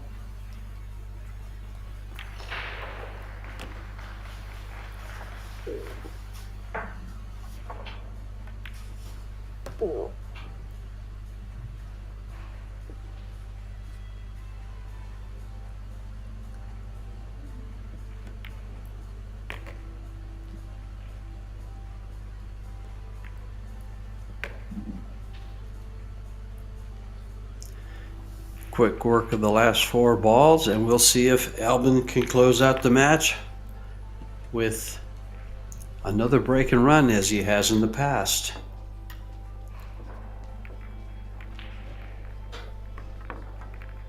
He's had great success at the table, great control on his breaks, wide open spreads. Can he close out the match with the same? Or will he add a little bit of drama?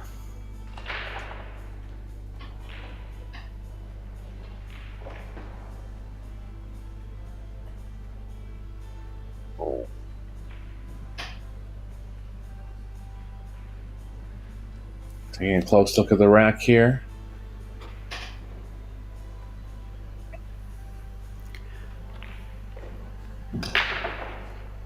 big game here, because if Albin doesn't close it out here, Maciol will get that game to 6 and be breaking to tie things up at 7. So it's not as big a runaway as it might look.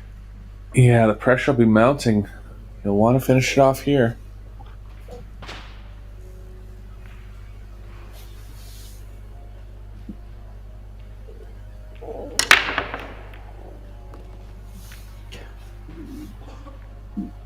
Another huge break, 11 down. Good separation throughout the whole rack. Oh, these stripes are just lined up. Wow, Eric. Yeah, the 13 maybe might be the only problem for stripes. If the 1 fits past the stripe in the corner, he could consider solids just because of where the 13 is.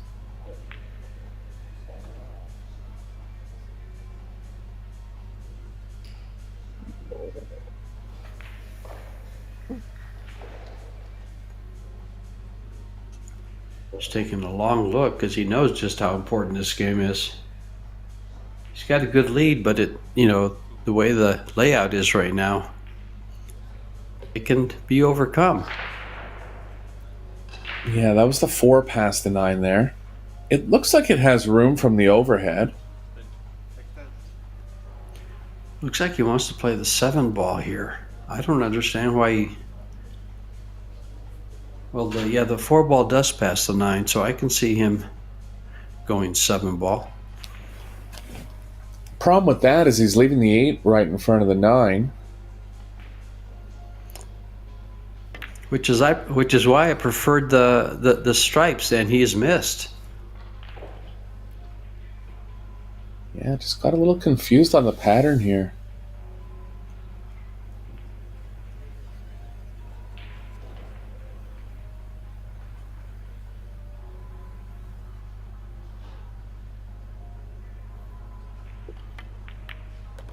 What? Looks like he might take the 4 into the corner. You know the 2 was hanging over the corner, George. Maybe that's why he thought he missed the 7? I did not see the 2 hanging over the corner. Yeah. I thought he missed the 7. Yes, Yeah, the 2 was up there. Thank you, Eric. I was sitting here stunned as to why he was still shooting. But I knew there had to be a good reason. Yeah, it looks like he's going to take the 8 up into the bottom left. Leave the 4 for last. Very little cue ball movement into that small area below the 8.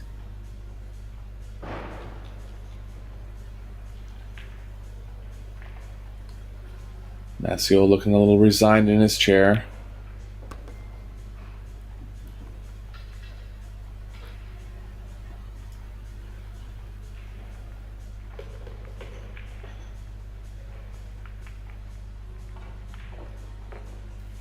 Looking good here. Just got to get fairly straight on the 4. What a match this has been from Albin. This will be his 5th break-in run of the match. Fifth break-in run out of 6 breaks. Well, he's played a perfect match with the exception of the dry break. Yeah, just real world-class stuff, as expected. Maciol with a couple mistakes early, missing the 13, misjudging the 3 at one point. He'll have a long pot here on the 8 ball, especially now that he got straight in on the 4.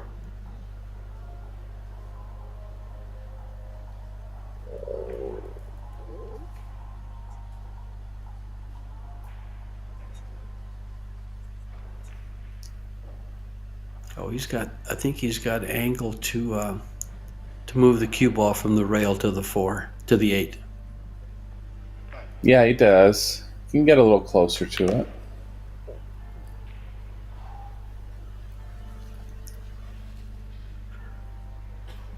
This may be the hardest shot he's faced.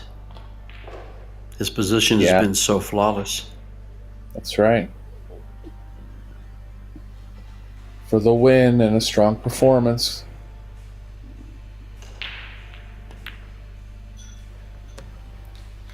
Down it goes. What a match by Albin Ouschan. Maciol Had a couple of problems, but had 4 break and runs of his own. So as they're discussing, Eric, your thoughts? Yeah, it was just unfortunate. My feed was cutting a little bit, so I was kind of lagging a little bit, and I apologize if my comments were a little, not in time with what was happening on the stream. It was just bad connection, but great match from Albin. 5 break-in runs, like you said, 4 from Maciol, but it wasn't enough. So look for Albin to be a favorite going forward. He's into the quarterfinals, and those men's 8-ball quarterfinals will be played tomorrow. And I have one more round coming up for you today. For George Teache, Sarah Korlofsson. Talk to you soon.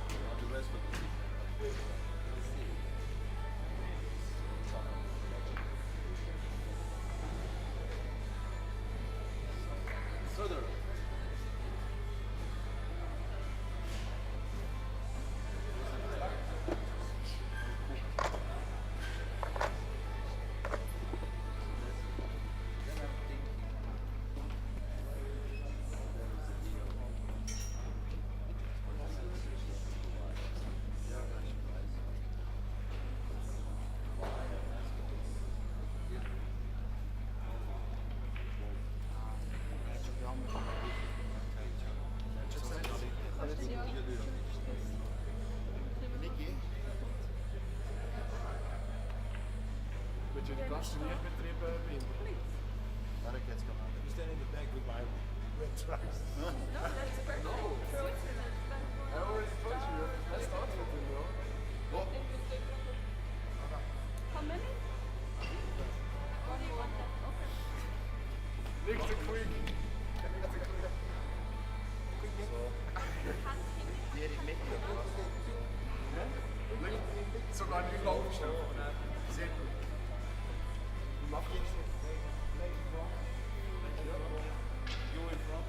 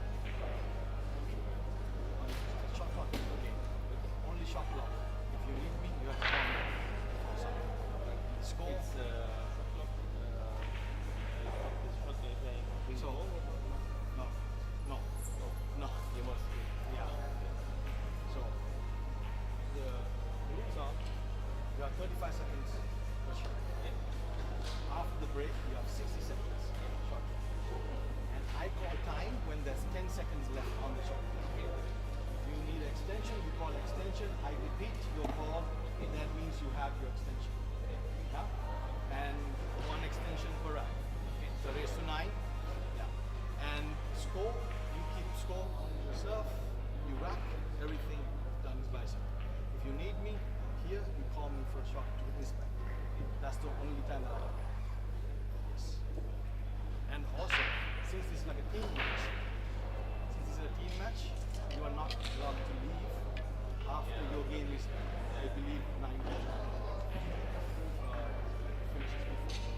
But if you have not taken your time out during your match, you are allowed to take your time out after your match. Yeah? And after your match, you're not allowed to leave this area. Thank you.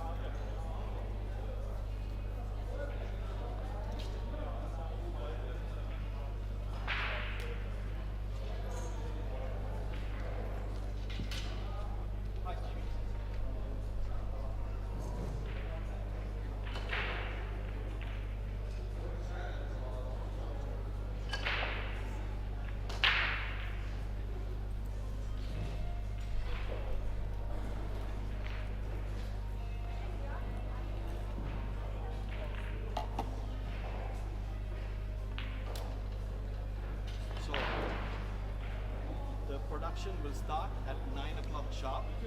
So maybe you guys have, you and your opponent will have 1 rack each for now, and then if there's more time, I would allow more practice time. Is it okay if I leave your cue bag over there? If you take, it's bad because if I have shotgun, I have something. I have you some can take, things. you can take everything out because the production is not allowed. Yeah, I look what I Yeah, thank you.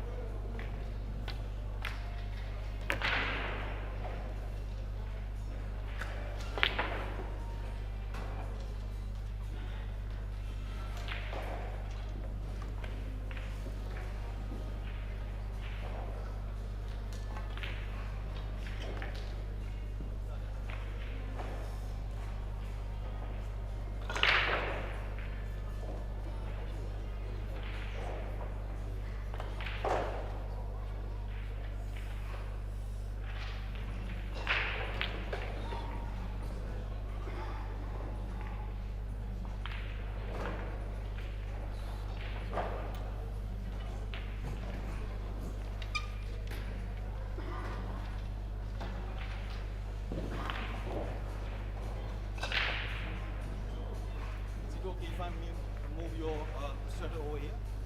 Thank you.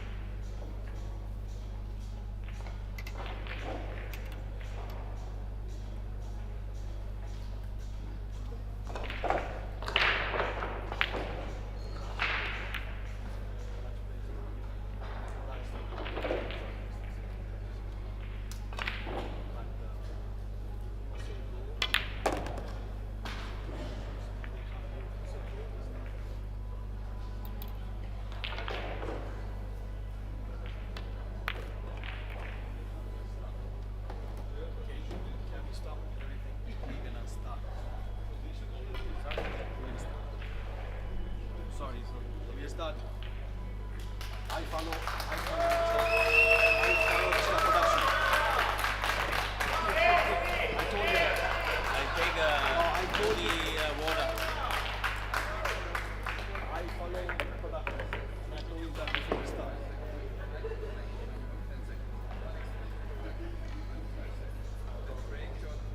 will be no time to practice. We go.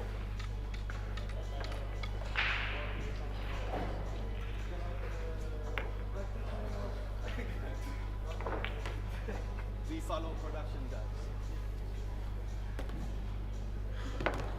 Where did he go, that player?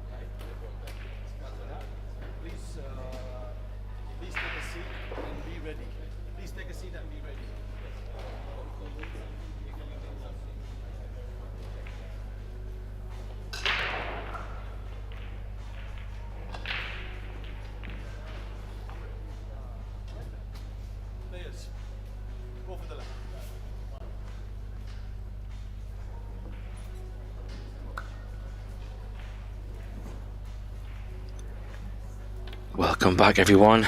We're here on day 7 in Tallinn, Estonia for the Epbf Predator European Championships.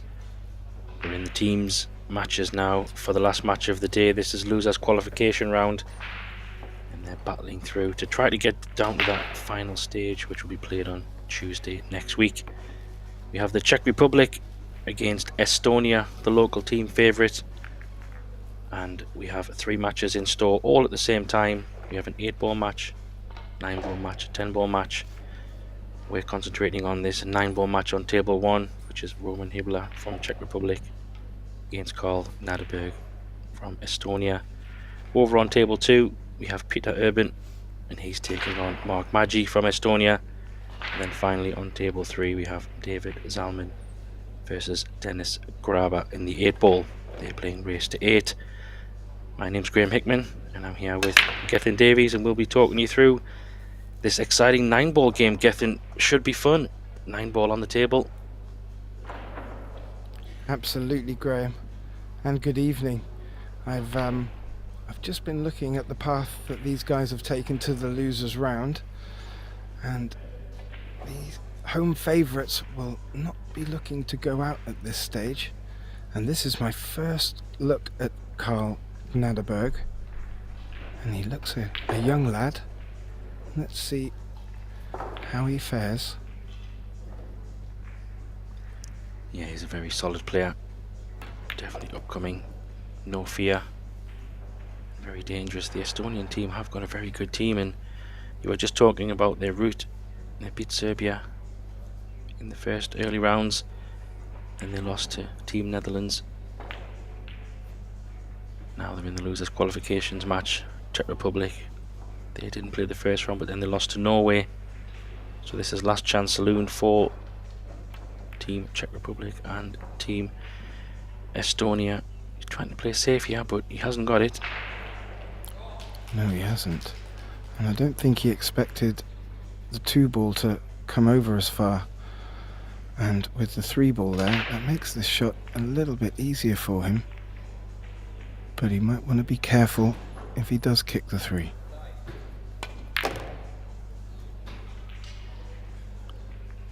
Depends what you define as careful, Graham. Well, I think it was hard to control it, so he tried to he couldn't really get across the table, so he had to play it into the 3.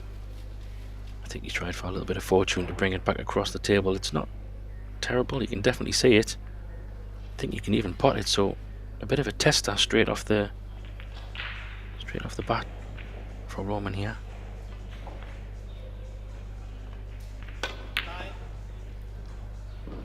Yeah, he had to come all the way back down the table. He scratched maybe. Ooh, how's he look? I think he'll take this. I think he will indeed. I think he's left a gap, judging by the face of Carl, so might have an edge if he can get the far right edge. He does have a very thin snick on the 3, and then put the 3 on the short reel and bring the cue ball down the bottom of the table if he can get it. Oh, he can even pot it. Wow. What a gap he's left there. That was quite incredible. Oh, he would be very unfortunate if he's not left the cut on this 5. That was a very brave pot at this early stage of the match. I think he has left it, Kev. He can't get it. But he could have got a bit more of that, but he decided for the safety. He hasn't played it that well. Early match jitters. It's understandable, and also being the last match of the day here at the Kalevi Hall, these guys could be a little fatigued. And the one thing that I did notice, and I don't know if you picked up on it, Graham, but while we were waiting for the lag to start and the introductions to the team event had completed, there was a great cheer and clapping, and it's as if the feeling that we got from the team event yesterday has come straight through to today, and the spirits are good. I like this. It really can allow some people just to get rid of their nerves a bit quicker than normal. Yeah, it was nice. Nice for the Estonian home team to be welcomed in a very encouraging way. I wouldn't expect nothing less. I think what I did notice though at the beginning, the Estonian team came in just a little, I'm not going to say late, but they came right at the start of the match. And I don't think any of them had a practice rack.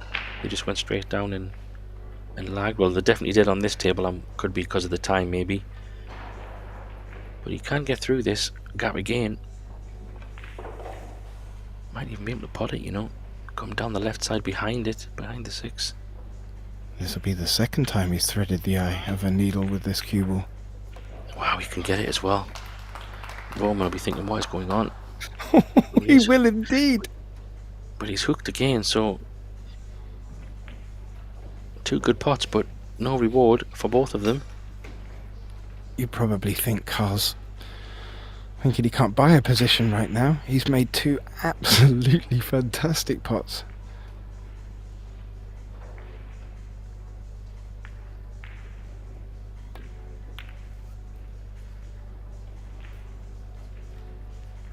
He's got a good 6 there. Oh, has he? Well, this is a tester for Roman. I do see a shot getting, but it's very, very twitchy. You'd have to play the 6 kind of dead weight. Maybe just flick off the 7 ever so slightly to hold the cue ball a little bit more up table. It would require a delicate shot. Risky. Is there a chance he covers it with the 7 if he were to not make it? Well, he's hit it a bit harder, and look at the 7 there, Graham. Ooh. Yeah, it's actually a good shot there. It was good knowledge from Roman. He knew he probably didn't want to play the dead weight shot, so he went for a little bit more pace, but it was well judged. Still needs another shot here, but very good shot that indeed. It was a tricky 6. And I think as the opportunities have come so far, he really needed something just to let him know something's going to go his way, and he's left himself a little bit to do. You probably won't mind this, but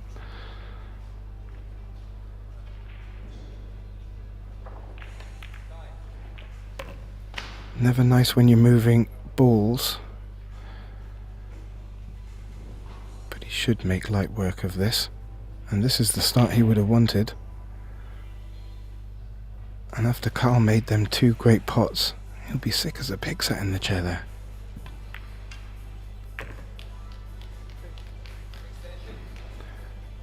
And he did that indeed, Graham. Yeah, nicely done, and it's a little bit of a taster of what's to come, seeing a bit of 9-ball early. We don't start the 9-ball until a couple of days' time. So this is like a little bit of an early preview, sorry, Gethin, of a bit of 9-ball. Nice for the players to get a game in early.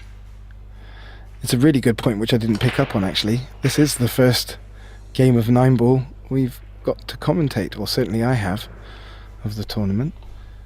And I am not completely familiar, but I would make the assumption the box in the kitchen comes into play for the break box. Am I correct, or have I misunderstood? Oh, he's come. Yeah. No, they can just break. It's fine. And Anyway. it's a 3-point rule, so they do need to make points.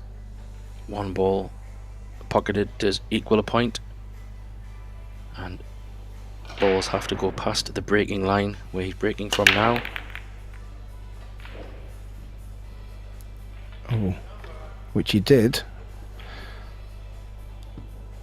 However, sadly, he scratched, and Carl will be jumping out of his seat. Get the chance to bring this back to 1-1.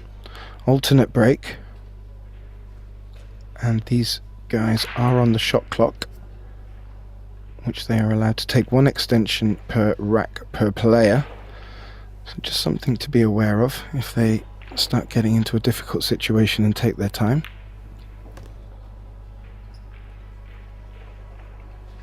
Yeah, I don't think we'll see much of that in 9-ball, to be honest.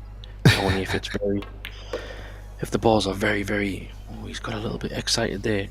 His arm, yeah, he's just relaxing himself. He did want to come that far. He might have to maybe go 2 rails here, I guess, and I don't know if he can dead weight this in. Yeah, good shot though. Needs a little bit more pace on it. Yeah, he does a little bit short. Maybe a safety. Or he could go for a bank in the top left corner and stun the rail over behind the 5 and come around. Or he could just play a good safety. It's a bit risky to cut this in. Not sure what's going to happen with the 5-ball. Does have a good safety option.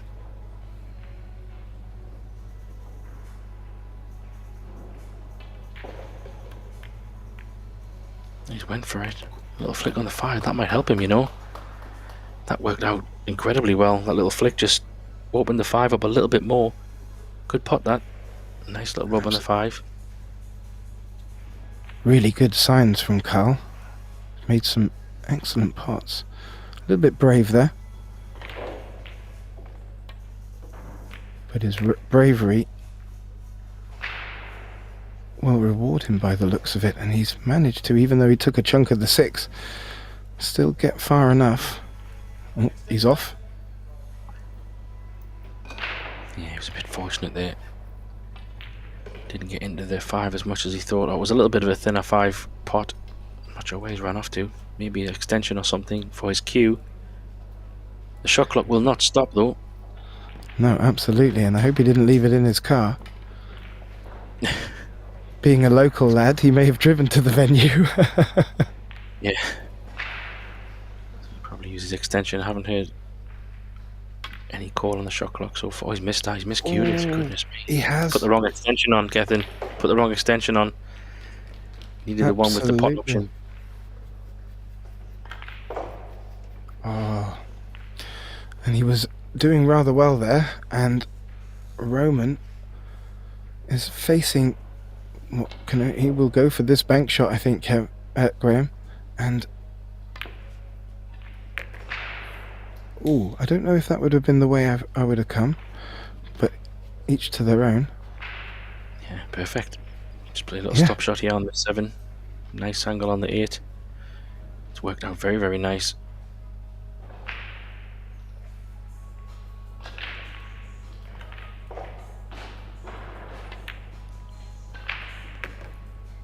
Yeah, nicely done.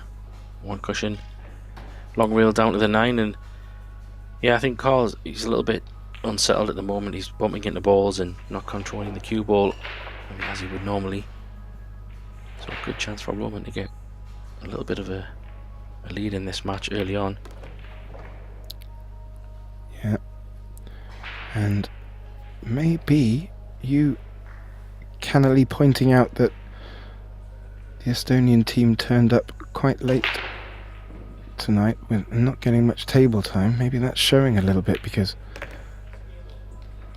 I think when Carl bit that ball back a little bit to run out of shape, I think that might be something to do with it, because Roman doesn't seem to be having the same problem. So Carl on his break now will need to start making some moves.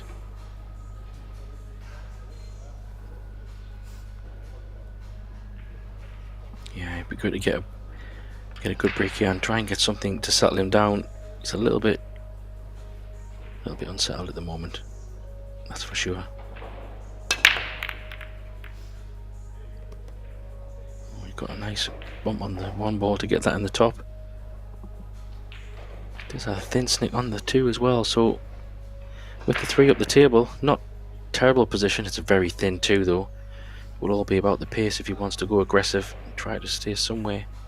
Hey, I wonder if he has a 4 reel shot here. Cut this 2 ball in, get in, and go on the short reel and the long reel around the 6, and then come up beside the 9 and the 3. That's a good shout, and there's a lot of room to overhit that. Yeah, he's got a little space where he's aiming there with his cue, but he could even get the cue ball very similar. Oh, he's going to play safe. Maybe he's coming inside rather than the other way. This is a thin one. Oh, another good shot. This is going to bounce nicely. No, a bit short. I thought it might have had a little bit more pace there. Still very good signs, Graham, with his eyes on the long pots, especially the thin cut long pots.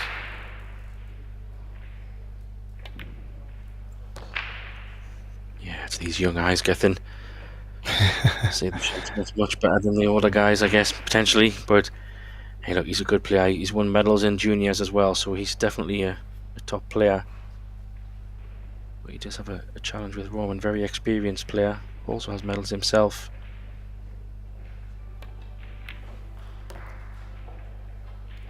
Needs to get past it. Bumping balls again in another nice rub. Didn't play that, but he will take it. Yeah, I think you're right. I think he was looking to come around the back of it, but just seemed to get a lot of action off the first cushion, and has settled for the longer 6. A little bit straight, but he's got something. That was the 8 ball in his way. That's a bit of a careless shot. He could have probably stunned that over, to be honest. He had a little bit of angle. Might have been safer option just to go below the 7 and play it in the top left pocket rather than flirt with danger. Yeah, indeed, and that was something we saw Roman do just now, to great reward. So he's found himself in another position where he's having to get out of a safety he's put himself in, so he gives the reins over to Roman.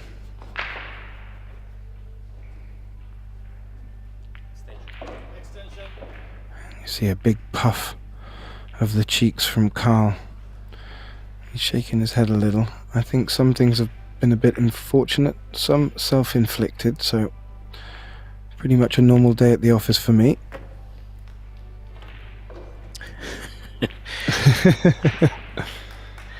Yeah, obviously be a little bit annoyed. He has had a chance in pretty much every frame.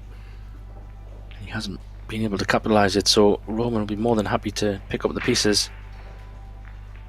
Take a 3-0 lead here, which is just the start that the team Czech Republic was hoping for, and while he's looking to put that 9 to go 3-0 in front, his teammates are also doing a good job. With Peter Urban, he's 2-0 up in the 10 ball against Magi, and so that's given them a bit of a comfort there. And Dennis Graeber is 2-1 up against David Salmon, so it's still very early, obviously still very long way to go in these games, but teams are playing to a race to 2. Yeah, It's it's 3 matches. fast and furious. And just to give you an idea who these guys are looking to pitch a next match against, already in the last 16 we have Poland, Slovenia, Portugal, Germany, Netherlands, Austria, Bulgaria and Spain. And I will say off the back of that, Bulgaria and Spain have had some great players coming through in some of the disciplines here. It'll be interesting to see how they get on. But I think we have a look at Team Estonia would be looking to represent the home venue and take it against the Czech Republic here, but Roman appears to have different ideas. Yeah, lots of good teams, lots of experienced teams, powerful teams. This is always a very interesting event. It's nice for the guys to and the girls to all play together, even though it's a very individual pool and quite often they come here to beat each other, but it's always nice to have a little bit of a team feel as well. Yeah, absolutely. And these guys will meet each other undoubtedly in other tournaments, and especially the Predator Euro Tours and the European Championships like we have here today. And it's just good when you have a team event. It generates a little bit of banter, and as I was mentioning with the introductions, there was a nice cheer, a lot of high fives between them all, and it's nice to break down that boundary, and will make for better events into the future. And I really find that these guys and gals are such nice people off the table that it becomes more enjoyable at the tournaments. Yeah, there's a lot of friends, a lot of people know each other. They've competed for many years. It's great. We went for that, I think. How's You your look, did though? indeed. But you also, when you mentioned that, Graham, as much as they are friends, when it comes to table talk and on the table, they mean business. The gloves do come off. Yeah, of course. I wouldn't expect anything less. But that's the nature of the game. So Carl's trying to get a good safety here. He could go behind the 8 ball and bring the 1 up the table, but he's going thin. No, he's playing the 8. I thought he would. Has he left a gap though? He has, and he's left a pot, you know. It's his turn to leave a gap this time, and a bit of a tester for Roman, but the 2 ball is sitting quite nice over the centre. So all he's got to do is focus on this 1. It's a very tough shot, of course, but he should get natural shape.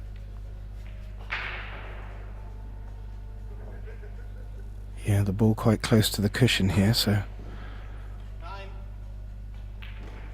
needs to be accurate.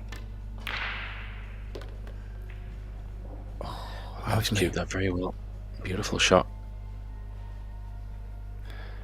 Yeah, he made that look a lot easier than it was, and more importantly, he's come down lovely for the 2 ball.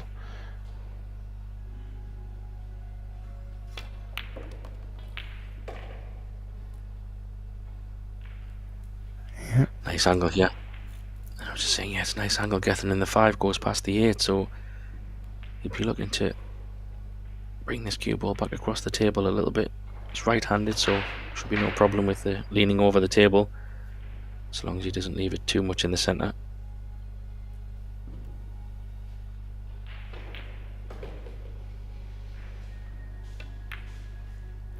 cue ball has to do a little bit of travelling because the way the 6 ball is and the 7 ball, he's kind of going up and down the table on this run out. But the 8 is quite near the corner pocket, which is helpful.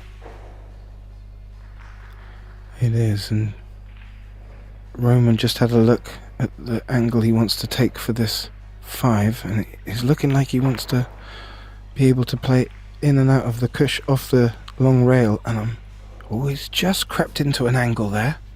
He might have to give this a little bit of stick. Yeah, I think he might just be able to draw it back to the centre, to the kind of in between where the middle pockets are. I'm not sure he needs to go too crazy, but I could be wrong. Maybe he can just draw it back, take a little bit more angle on the 6. Oh yeah, he could. Yeah, plenty. Nice angle here now to come up where his hand was just a moment ago on the top left long rail. Taking these nice. Yeah, and with alternate break, taking a 4-0 or 4-0 lead so early or quickly in this match, it might just be a few alarm bells ringing for Carl. This is a race to 9.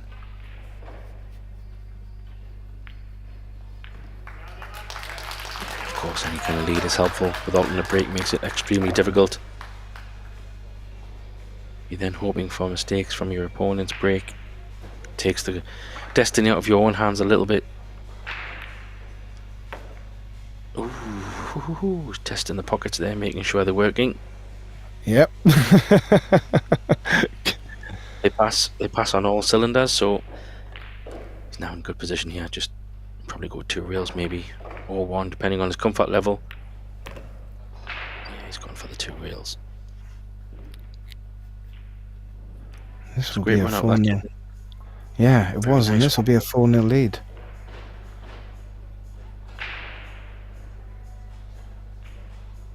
Yeah, and he needs it as well because Dennis has gone 4-1 up on the 8 ball.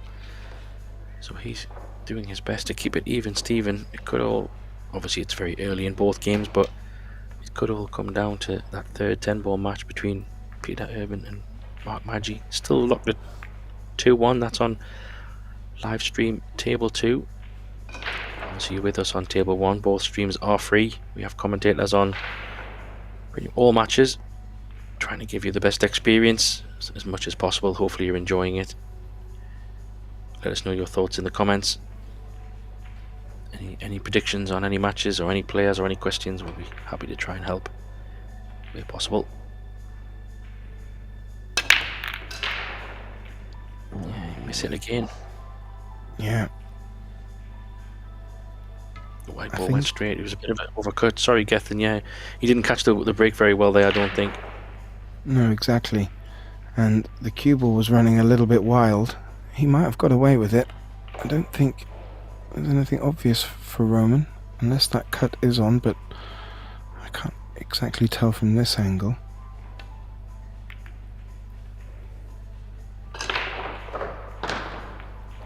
Oh, he was chance lucky. to get behind. He was, Graham, but I think the 3 might have come a little bit to the rescue and just hampered Carl's cueing. But you're right, he was wanting to bring that down behind the 7-9. Yeah, he's still got the same kind of shot, potentially. Bit of body in that one, mind he was up quick. How's your look? He's left the tester. It's potable, for sure, in the top left corner, and he can draw this back off the long rail and back over. 3 ball needs a bit of care. He does have a combo on, which is not a bad combo because it looks pretty straight if he can get good on the 2.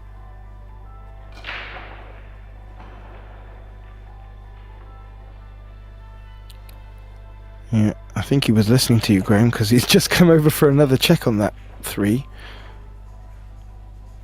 Yeah, I think it just depends how he lands on the 2 ball. If he's got to put the 1 first, but if he gets the cue ball even in a similar place to where the 1 ball is now from 1 rail, centre of the table, will give him quite a nice angle to go across the table. My only concern is where the 4 ball is getting, because I like the combo because of that. But let's see. You've got to put the 1 first, as we said, and it was a tough shot. I wonder if he could be in trouble behind the 5 here with a kind of a semi-bank. Just go one rail and lock him up behind that 5 ball.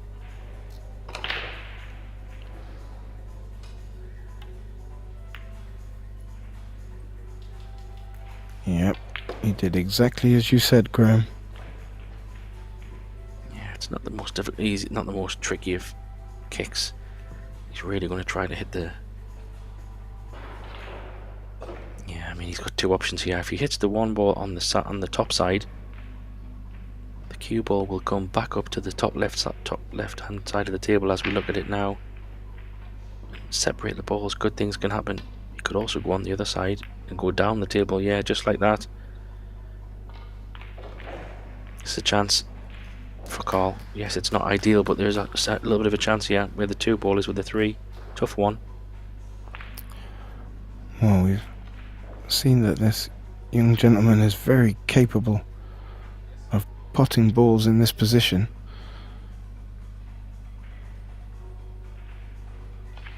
But this one is probably one of the more trickier ones, just by nature of where the cue ball's going and where the 2 is, so I think you're right, Graham. I wonder if he might refuse this. I don't know how he feels. It looks like it's more than potable, mind. Just a slow little snick in. He's gone for power. Jumped up again. Oh, wow. How's he look? Yeah. Oh. Not so good. Yeah. A little grimace.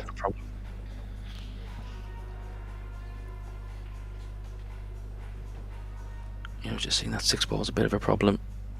I don't know if he can get the bottom of it, the 2 ball from where it is. Yeah, he could. It's a pretty good hit. Good judge. It's the best he could have done from there, I think. I think it is, and it will force Roman to have to play a good safety here. Yeah, I wonder if he'll play one of the kind of a drag stun shot and try and get behind that 4 ball. He could still play one of the an edge on the 2 and try to bring it down, but he could put him in a lot of trouble. If he just drags it over by the 4, tough shot, but probably worth it given where the 7 and 8 is. He's tried it. He has. Wasn't far from making the 2 either. Yeah, there's always a risk of that, I think. He has left a shot on here. I'm not sure if he's going to go into the 8 ball from this angle. It's hard to tell based on the pace that he plays it. Yeah. He's jumping up a little bit. Maybe that's just nerves. When he's cueing, he seems to be jumping up very quickly. Maybe that's his style. I'm like you, I haven't seen him play so much, so maybe, I don't know, but feels like he's a little bit still edgy until he gets that rack on the board, potentially. Yeah, I can't imagine jumping up straight after the shot is too good for you, but I have seen players do stranger things, such as Roman missing the 2 ball. Yeah, but he played that in such a way, I think he tried to catch the thinnest of edges just to push it a little bit further up the rail. He was trying to do something like that, but it was risky. But yeah, you're right, still ball in hand. Screw over for the... Needs to be careful. Doesn't want to be straight. It's not a bad angle at all, that. Lovely shot. No, not at all, and it looks like his missed attempt that opened up the 7 from that pack might come back to reward him. Yeah, he's got to really has to take these ones out, and judging by where the balls are, 6, 7 and 8 and 9, all pretty close proximity, I would like to think. This shot he has the key one. Left a little bit thin. Shake of the head, yeah. Not sure if he really looked at the 6, but he's got to drag this in dead weight. I'm surprised to play it that way. Yeah, me too. He really needed to have got closer to that 6 and or straighter. Now he's left himself a tricky one, but the cue ball should float up above the 9.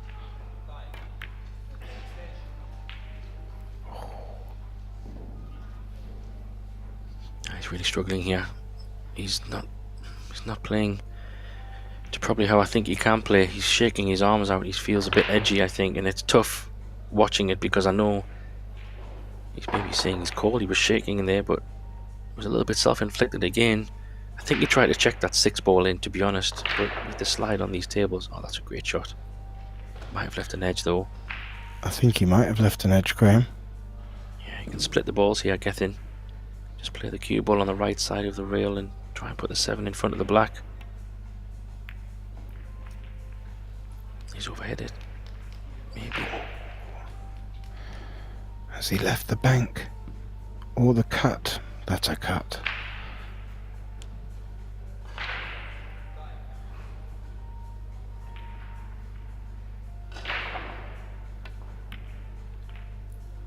No. It's a pretty good shot. Not sure if he's got one real kick. Don't think so. I was wondering if he left the gap.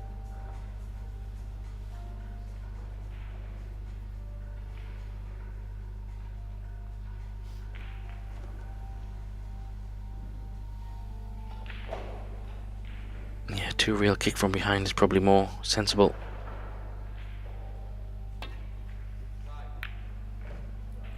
That's a brilliant shot. That's a lovely shot. The kick and stick, but how far did that 7 ball roll? It might have just leaked too far. I'm not reading anything from Roman here.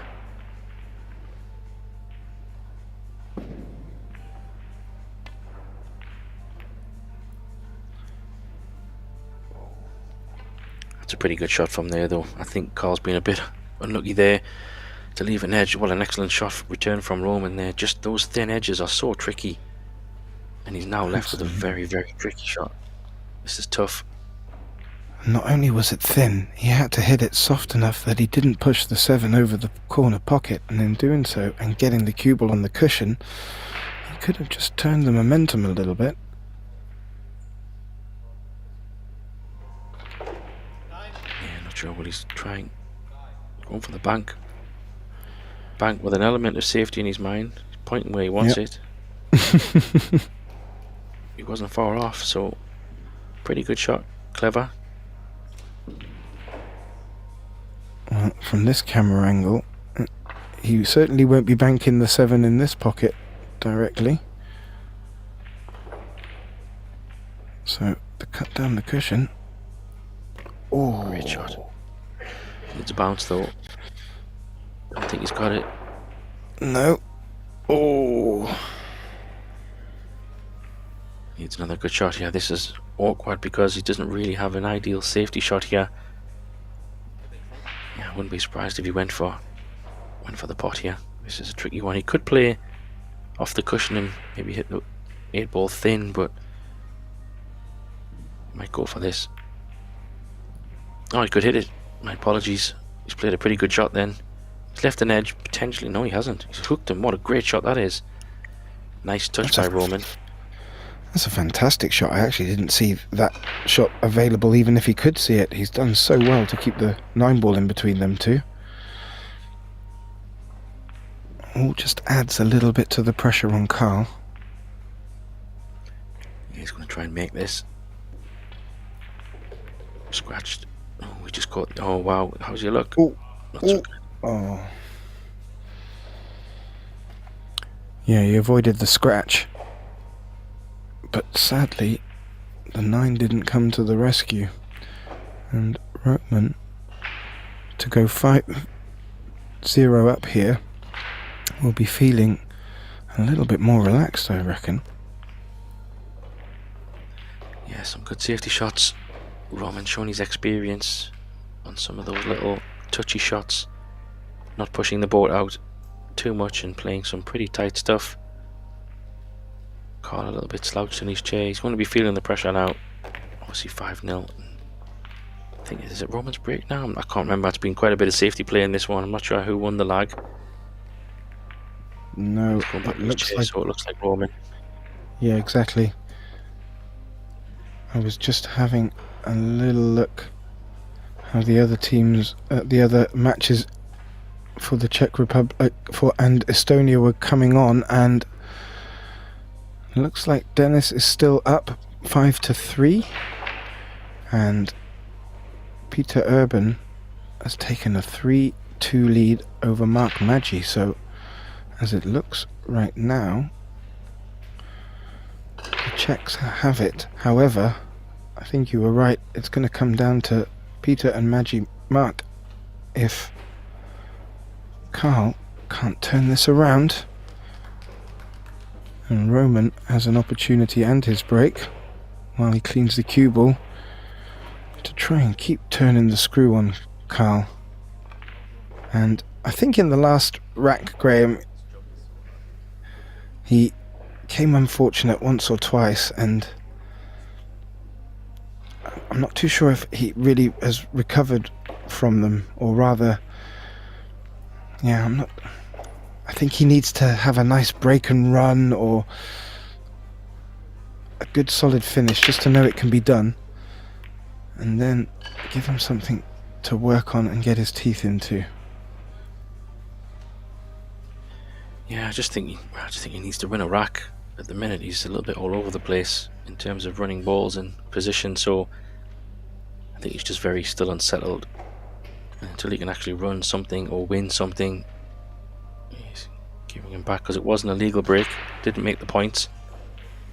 So he's decided to put Roman back in, and now Roman can have a choice of playing the push out or playing from there, but I think he's definitely going to find the push out, probably somewhere near the corner pocket, yeah. Either side would work, would be the same kind of shot that he would leave, probably a splitting shot on the one.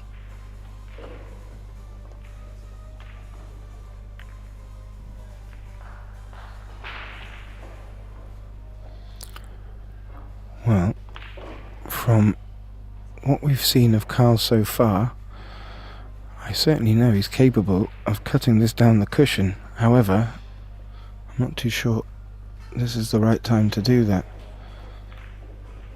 No, I think he'd be going either give it back. But that's a bit risky, because I think Roman's got quite a lot of experience in these kind of situations. I wouldn't be surprised if he plays it maybe straight in the face, trying to get it up past the 5 and use the 9 and the 6 maybe as cover. That's what he was trying. Has he fluked it in the middle? No, but he's fluked the safety. That's not what he played, and he will take it. You will indeed. Now, the one cushion escape is certainly on. I was just wondering if there was any value of jumping. I'm trying to go for that one in the middle pocket, and looks like we're going to see Carl with his jump stick out. Yeah, where the 2 ball is, it could be a helping hand if he hits it. Oh wow, doesn't even need the 2. Just get down and knock it in. Why not? What a shot that is. That was highlight reel stuff, absolutely. Yeah, so I think this is a great chance for him. That'll do him the world of good. If he can just hold his nerve and get on this 3 ball.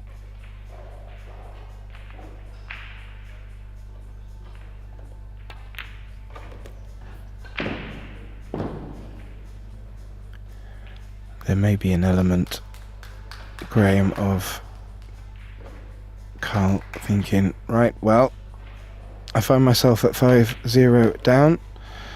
Let's open these shoulders up and see what can happen. And he seems to be... Yeah, playing a just little gets bit down. easier. Yeah, just maybe try not to think there's too much about it in this situation. Try and let his arm go just a little bit. He's got to judge the pace here though. He wants to be careful. Doesn't want to be on top of the 7.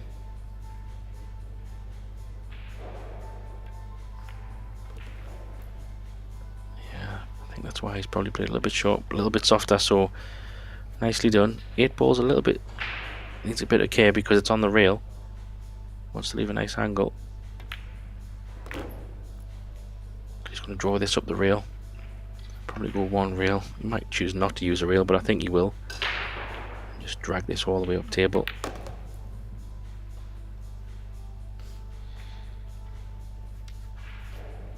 Very good.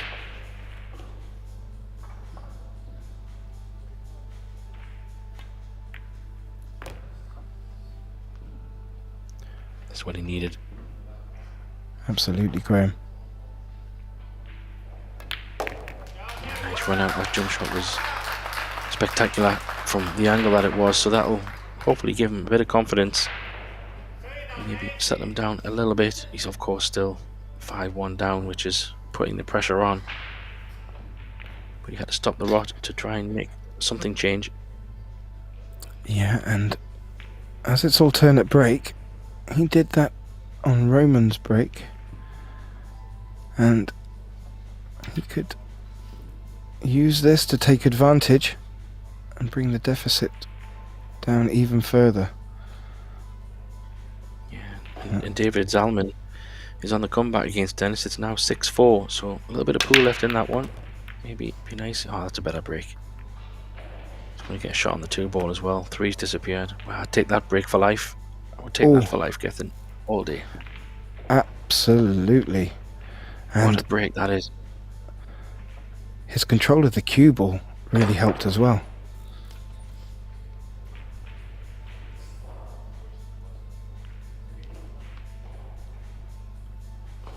So is this going to be in and out of the short rail? And if so, how's he for pace? Yeah, I think you'll have to. You can't hold anything, so this is about, yeah, just control. Just try and get it back to the middle of the table. Give himself some options. Yeah, he's shaking his head a little bit. It looks okay. Just, it's all about pace control, this.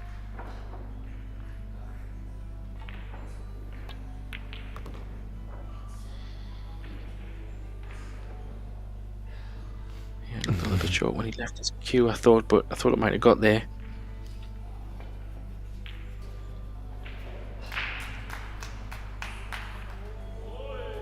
Still a nice angle though, really. 2 rails. Come back the other side of the table. Yeah, wasn't too bad the way it landed. No, very nice. Able to let his stroke out a little bit. Yeah, and all of a sudden, nice little break and run from a jump shot and a run out. I would say just what the doctor ordered here for Carl, just to get a little bit more confidence. It'd be great to see him feel a bit more confident, so we can see him play in his normal kind of standard, because obviously the first racks he was a little bit settling in. It's understandable. A bit more pressure playing for your team as well, Gethin, maybe, you know, it's not just on your own, you're feeling it for your teammates and countrymen. Yep. More shoulders on your shoulders, and possibly a few friends and family watching that you might be aware of. The TV table can do strange things, but that was a real good sign that whatever jitters may have been getting in the way before, he seems to be getting over them. But the longer pots he played earlier, Graham, and the fact that he even chose to take them on, I think all signs are good. He's clearly got the game in there. Now, will Roman give him enough opportunities to come back into this? Or has he got something to say about it? 5-2 is pretty formidable deficit, but as we know, in this game, anything can happen. So, Roman to break.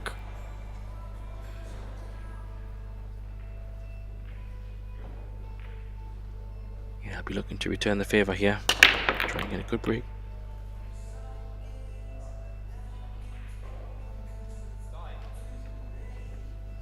I think he'll take that.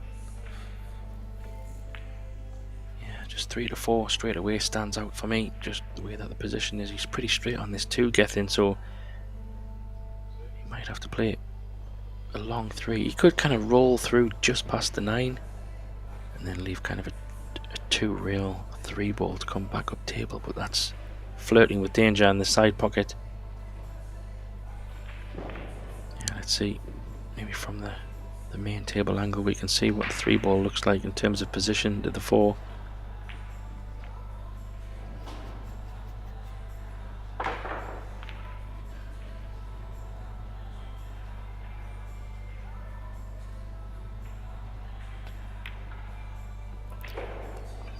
Yeah, nicely done. Yeah, this is a good view. You'll see the 3. It's a little bit flirting with that side pocket. Just doing a bit of table maintenance. Yeah, I'm not sure. This is going to be a bit of a shot, this one, because he's going to have to cue it very, very well to avoid that center pocket. He's going for it. Full-blooded. Oh, no problem. Nice cue ball. Oh, that is unfortunate, Graham. And you know, I felt he had to come around that side of the 4, because if he stayed over this side and came high, he was always going to have the 6 ball in the way. And what a shot to get that much action on it. Yeah, I bet he's thinking, I bet I couldn't do that again. He focused that much on getting a good contact and good stroke on the ball, which you have to in those shots. That, yeah, just got away from him. So he needs to thread the needle a little bit here, find a nice gap.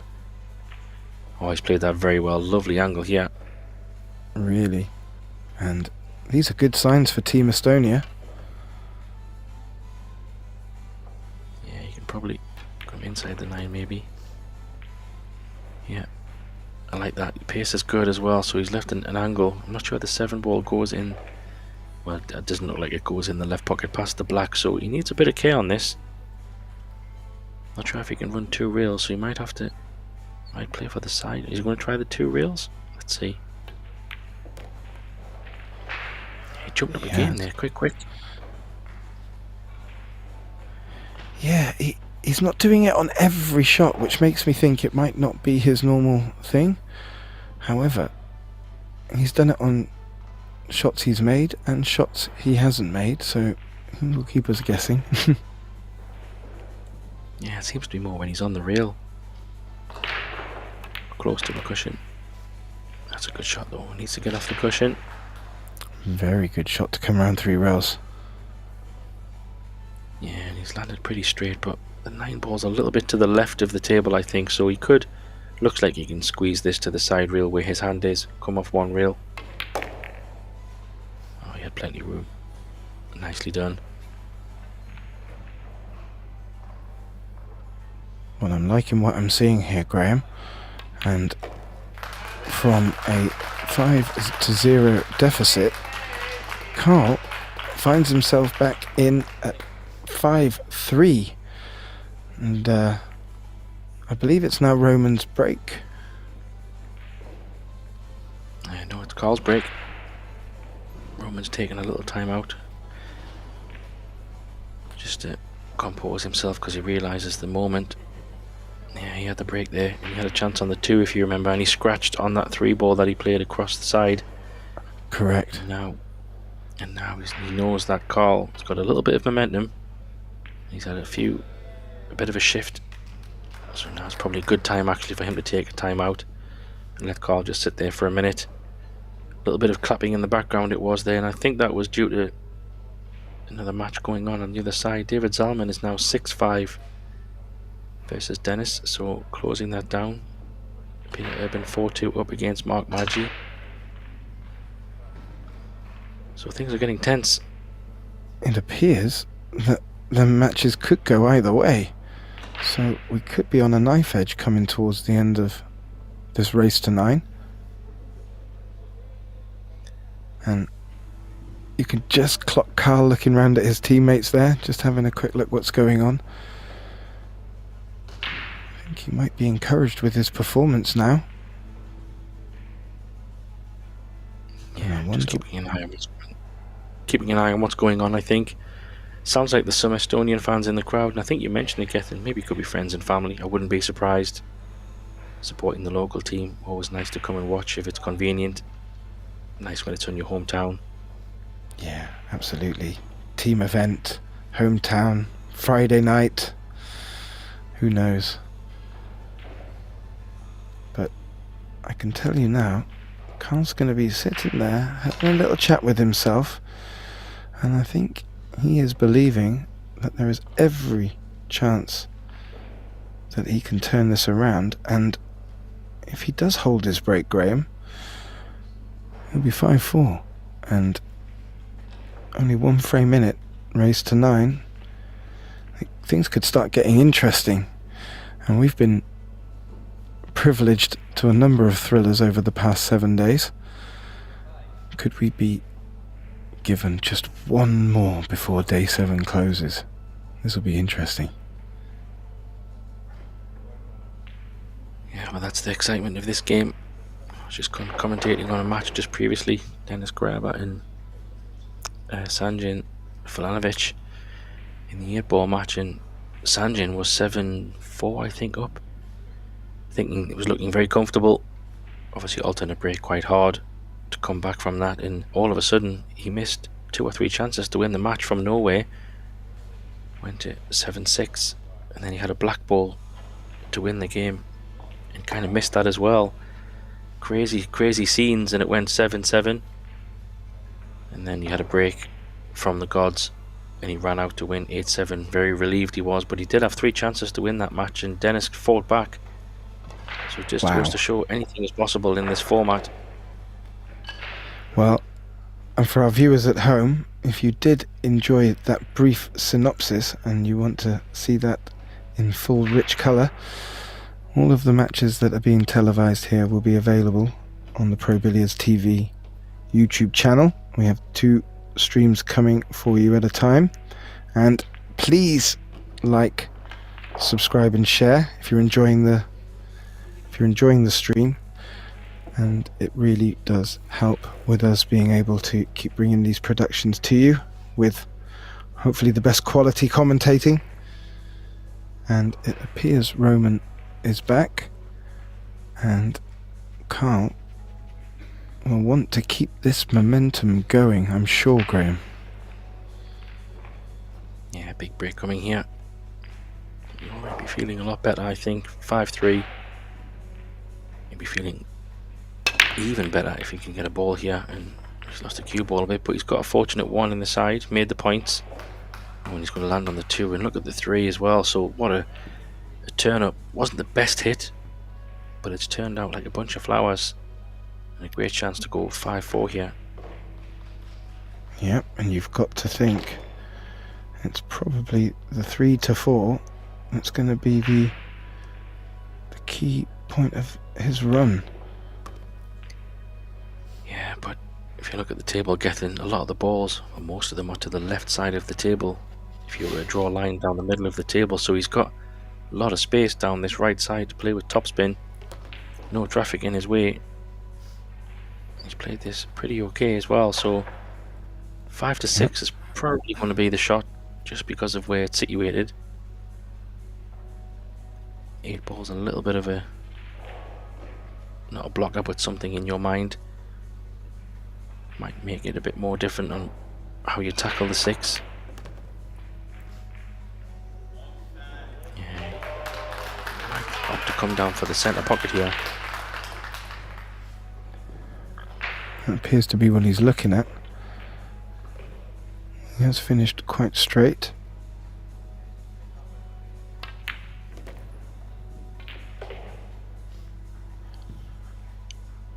It's pretty good. Very good. Absolutely. This is a good opportunity here. Yeah, and that clapping in the background will maybe spur him on or put extra pressure on. Oh, goodness. Yeah. It's interesting, they were clapping for something. Could be one of the other games. The score hasn't changed, though. Peter Urban and Mark Maggi on the 10 ball has been 4-2 for quite some time, so they must be on a bit of a safety battle, and that's on stream table too, so you could always go back and watch that one. But we're here with Roman. He's got to put a stroke on this 6 and draw it all the way back down the table, at least halfway down. Big shot to snuff out the momentum from Carl. Oh, his cue is lovely. Like a dream. That was a pretty shot.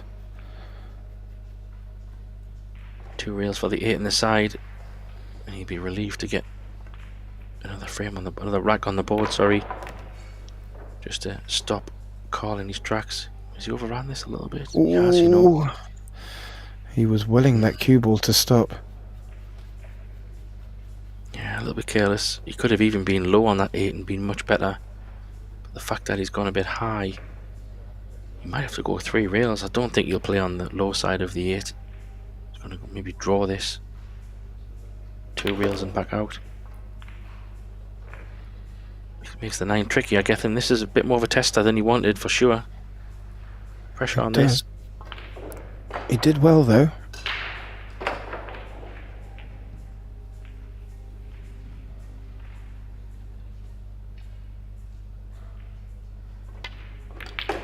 Come on, baby. Excellent. What a great 9 ball. Carl be a little bit annoyed there. I think the clapping was for Dennis, because Dennis has got on the hill. That's what it must have been. The fans in the crowd, the local fans giving all the support to the Estonian team, trying to put as much pressure on the Czech Republic team, and rightly so. It's the right way to do Exactly. It's the 4th man, 3-man team, but well, there's obviously other players. I think they've got a 5-man team in total is the maximum, and they can choose who they want to put in which match, which game. It's entirely up to the captain. It's one thing I'm not sure if there is a captain. Possibly they might have just designated one of the guys to be the spokesperson, but yeah, he's just checking the rack. Well, I'm sure Carl will be disappointed. However, he has definitely put some life into his campaign, and if Roman doesn't have a good break, I'm sure we'll see Carl. Where's the cue ball going?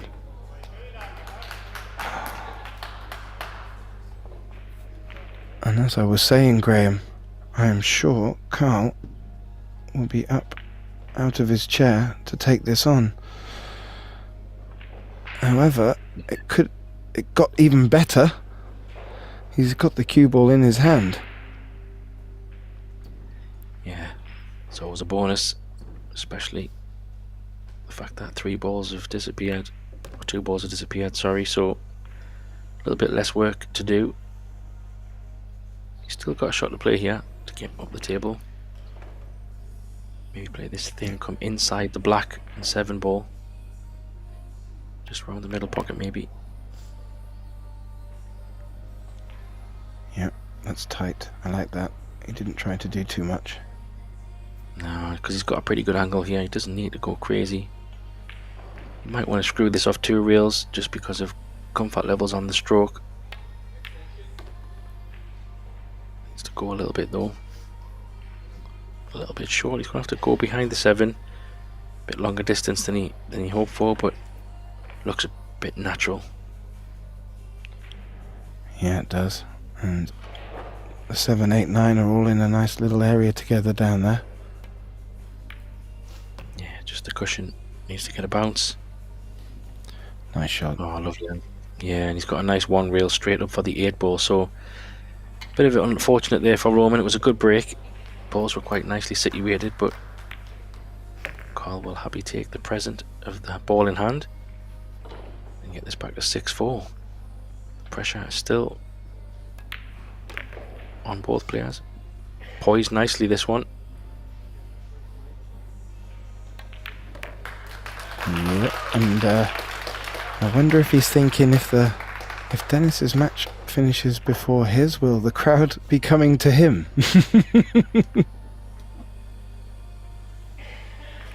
Could get a bit noisy on the TV table. Yeah, I think the crowd's paying close attention to all games here.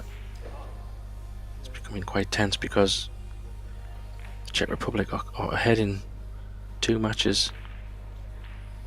Roman's obviously ahead in this match, and Peter Urban is ahead in the other match against Mark Maggi, so exciting times. This match is far from over though, there's plenty pool left in this. Absolutely, and with what we've been finding in both 10 and 8 discipline. The alternate break is really making for some interesting situations in the match. And I like how he's broke there. Maybe he's a little straight to get for this too. Yeah, we'll have to have a look from the other angle. Yeah, he did look quite straight, Graham. Yeah, actually if he's straight he could put a bit of a deep stroke with bottom left on this. 3-ball comes into play a little bit. Maybe he can drag this with a lot of bottom. Yeah, it looks like you can. Lots of bottom left. Kind of draw into just where this cue is now and then drift all the way down the bottom of the table. Oh, he's trying to punch it, so he had a little bit of angle. Is he going to get there? Ooh. Yes, you know. What a great shot that is. Oh. Good demonstration of his cue power there, and this is a really nice position. He finds himself on the 2 here, just threading it between the 4, 9, and wants to make sure he's in a good spot for the 4. Yeah, because the 5 to 6 is the key shot here. I don't know if it goes past the 7 in the same pocket that he's put in the red ball. So position's quite important here. Let's see which side he goes. If it doesn't go on the left side, then he wants to leave an angle on this 5. Probably come up the left side of the 9 with a bit of check side. That's what he's tried. If he's perfectly straight, that's not such a bad outcome because he can come off one rail. He's looking, so maybe it does go on the left. Not sure. No, he looks just off straight, and if he was to put a deep screw on it, he may even come in between the brown and green. Oh, it does go. That's a great camera angle. Look at that. So the 6 does go past. There. It's ball in hand. Oh, I do like an overhead, and that just shows how good that shot was.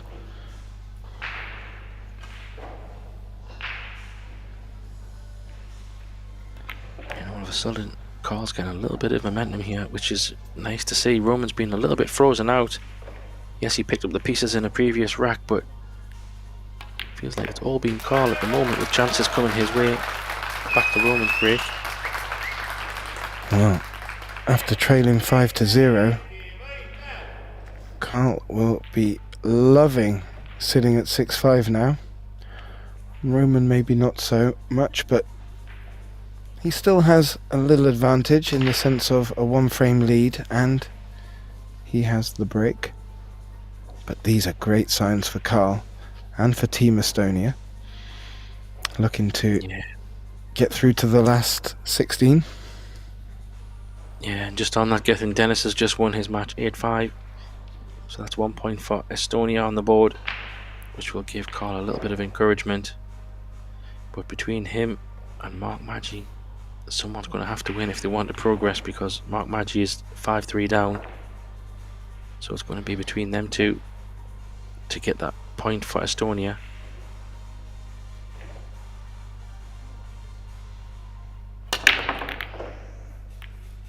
And I'm sure that scoreline has filtered through to these guys. They'll know. Yeah, definitely. Could have looked over and seen that the match is finished.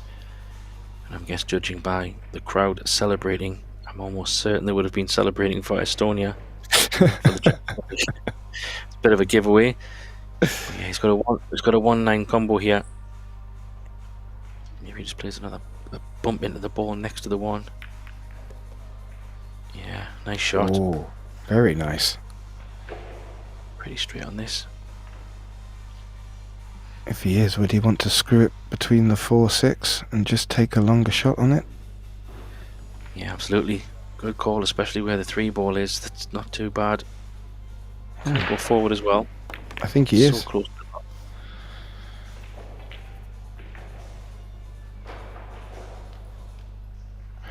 Wow.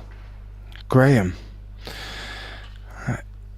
Carl is at the table looking at bringing this match back to 6 apiece, and if you'd have asked me this 15 minutes ago, I probably would have laughed and questioned your Mystic Meg skills, but this is looking really good for Carl and promising for the team. And as you mentioned, Roman had been sat down for a while and he's back in his chair. Yeah, I was at 5-0. I wasn't really expecting a comeback, to be completely honest. But the tables have evolved ever so slightly, bit by bit. Now I have to say I do feel the momentum is a little bit more with Carl. Roman's break's not working as much. Scratch is coming. He's left this a little bit awkward though, the angle. Wonder if he has to go maybe 3 rails around the table, up, down, and I'm not sure if he can hold this. He's tried. Yeah, that's why he's missed it. He jumped up again there. Incredible. He's left a chance for Roman here. A huge chance this, especially in the context of a team match, given that Dennis has won and they're both losing on the other matches, so chance for Roman here.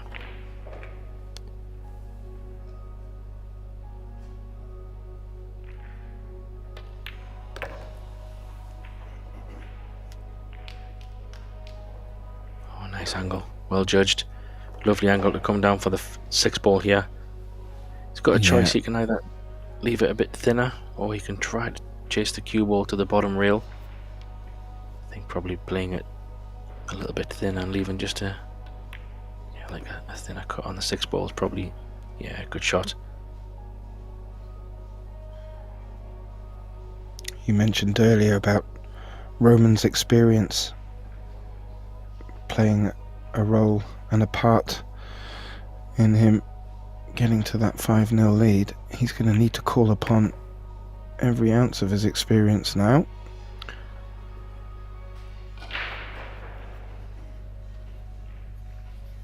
Yeah, exactly. Especially as if he does look on his teammate Peter Urban, 6-3 up on Maciol on table 2 there, so you can keep a close eye on that as well. And there is a scoreboard in the arena on a big LED screen.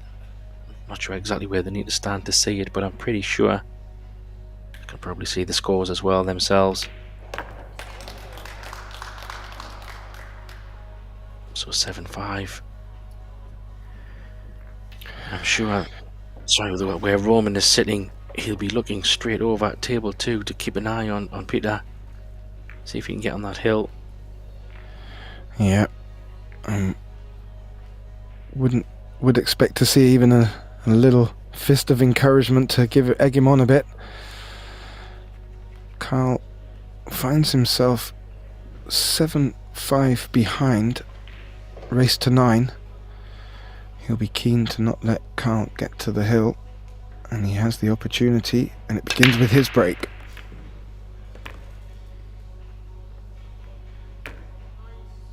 Oh, he's unfortunate there. Another 3-ball break. This is an interesting situation here, Gethin, because the normal safety here would be maybe play thin off the 2 and the referee should check in if it was touching ball. I'm not sure if he can play thin off the 2. No, I was going to say thin off the 2 and come off the long rail off the other for the far right side and come back across the table to get cover, but where the 2 ball is, this is tricky. Can you come down back towards the 9 with some right hand spin? He might snip the 9. Very well played. Yeah, he's left a shot here though. Big 2 ball, 4-9 combo. Get yourself on the hill. Why not, Roman? Do it in style. It's the only shot that's on, unless he wants to play safe. He does have a chance of this 2 ball with a chance to play a 4-9 combo. Well, the 4 isn't going to really go anywhere else too easily, unless he was to come down to where he is now. Well, Graham, I'm not too sure if Roman can hear you. And let's see if he's got the same sentiments as you. I think you might be right. Yeah, if he can just try it. Yeah, I was just about to say, because he could get his cue just at the bottom of the cue ball, he did have an option for this to come all the way back across. What a great shot that was, though, by the way. 5-6. Fantastic 2-ball. Yeah, into that long rail with all that side spin, and he's come all the way back up towards the 9.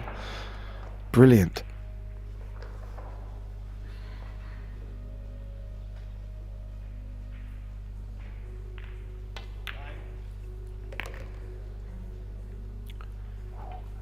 Looked a little jabby, but the cue ball is held. Yeah, I think he can just pot this and miss the 9. Maybe come 2 rails, possibly 1, but I think he's okay. With the 9 ball being so close to the pocket, it's all about this shot, really. Because if he can get nice on the 6. Oh, Roman. What a reprieve. Big surprise there. That was a big moment to get on the hill in the context of this match. Absolutely.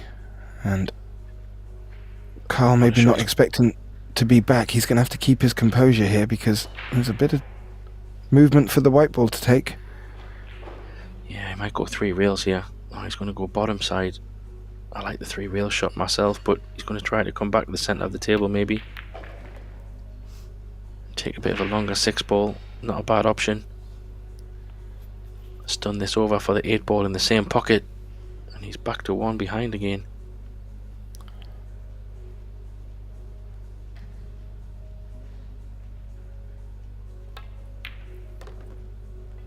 Yeah, he avoided the 8. Come round 2 rails, and that is very promising.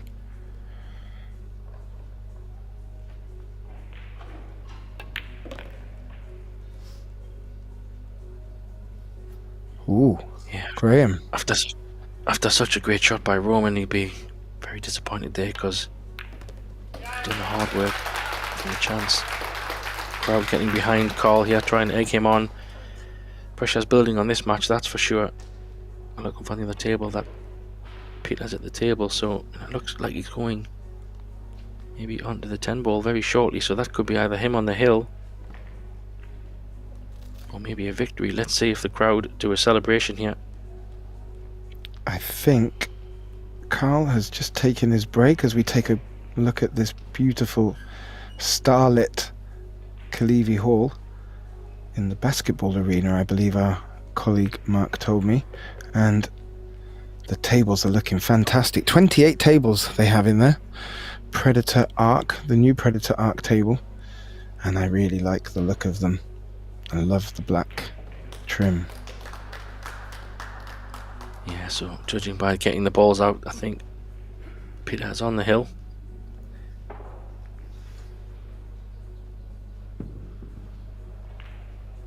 Yeah, I think you're right. Just going over to update the score now.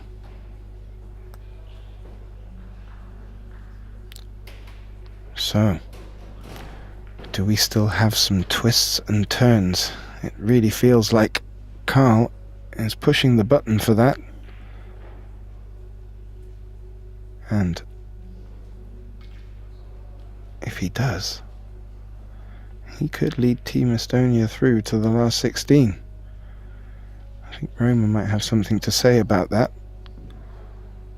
But this is Carl's break. Yeah, it's getting tense now. And Roman's sitting there just comfortably, well, I say comfortably, uncomfortably or comfortable in front, watching his teammate over there, who is on the hill, who's just potted a ball in the side, I could see, with my commentator's eye. Not sure if he has a shot on. I could see the 9 ball moving a little bit there. Yeah, but for all those who are watching us sticking with us on table 1, much appreciated. Little suggestion for you: why don't you get 2 screens open and try and watch 2 matches at the same time? It's getting tense, really tense indeed, but that match is coming to a climax and we still have a few games left in this one. I've no doubt the crowd will tell us what happens either way.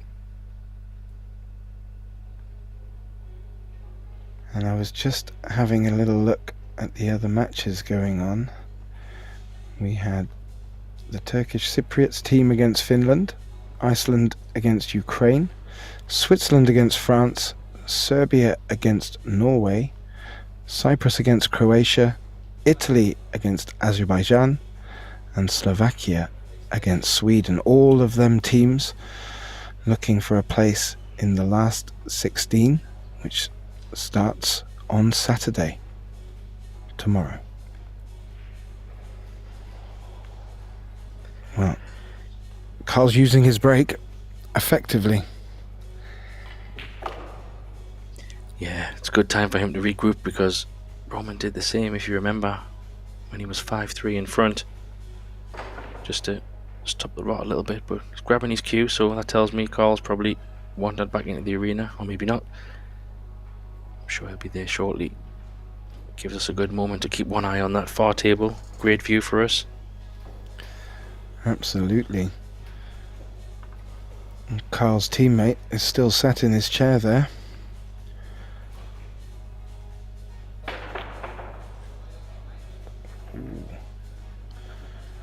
He made the jump shot over there.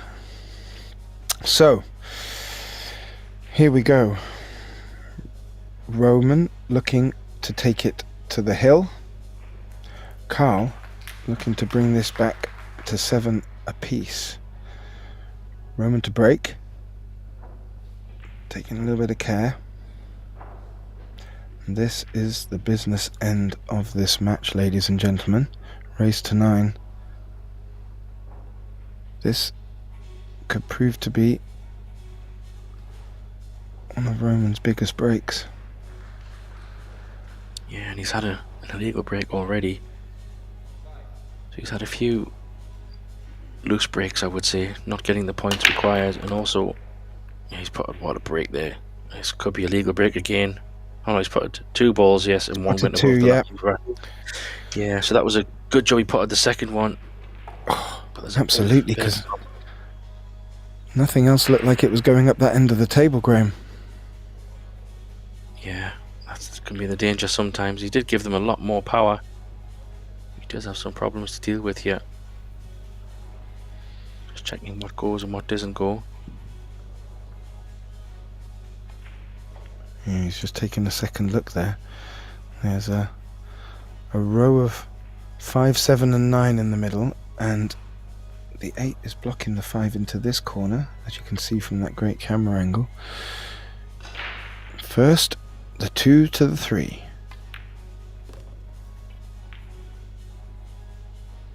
A little bump. Yeah, that's no good. No. Yeah, could be a safety shot after this. If the 5 doesn't go anywhere in the bottom right, then he's having a look again, but I'm sure he already knows it doesn't go. So he's going to probably punch this off 2 rails. Try and get somewhere nice where he can find a good hiding spot for the cue ball, maybe. Let's see where he leaves it. If you can get... Yeah. I was thinking maybe he could think about using the 7 and the 9, however... Oh... I can't believe he's went all that way, to be honest. I think he didn't need to come that far down the table, flirting with danger, and all of a sudden ball in hand changes everything here, because now he can put it obviously exactly where he wants. If the 7 doesn't go in any pocket, he could play a little bump here somewhere. Yeah, I'm a bit nervous about that. For instance, if he was to play the 5 into the right centre to run into the 7, there's always a chance that that 9 might hang around, and it won't be the 7 he's playing for next, it would be the 6. So if that 9 decides to stay in between, he could be in a little bit of self-inflicted bother. I'm sure he's way ahead of us. Yeah, I think the 7 goes in the side, so he's thinking maybe just stop it there and then drop this in and play the 7 in the side, because the 8 is waiting. Looks like he's got a little bit more angle on this 6 than... Can be a little bit deceiving sometimes on the camera for holding 4 position. Maybe he's okay, just drag this in for the 7 in the side. He's playing off 2 rails just to be safe. Ooh. pleasure for the referee to watch this. Having ball in hand there, that's, I have to say, a little bit careless, but he's okay. The referee's there, but I don't expect him to make a foul here. I'm more concerned. Where's the 9 about that. going to go? Yeah, it's going towards the 8, Geth, so he needs to be very delicate here. Would you want this at 7-6 down?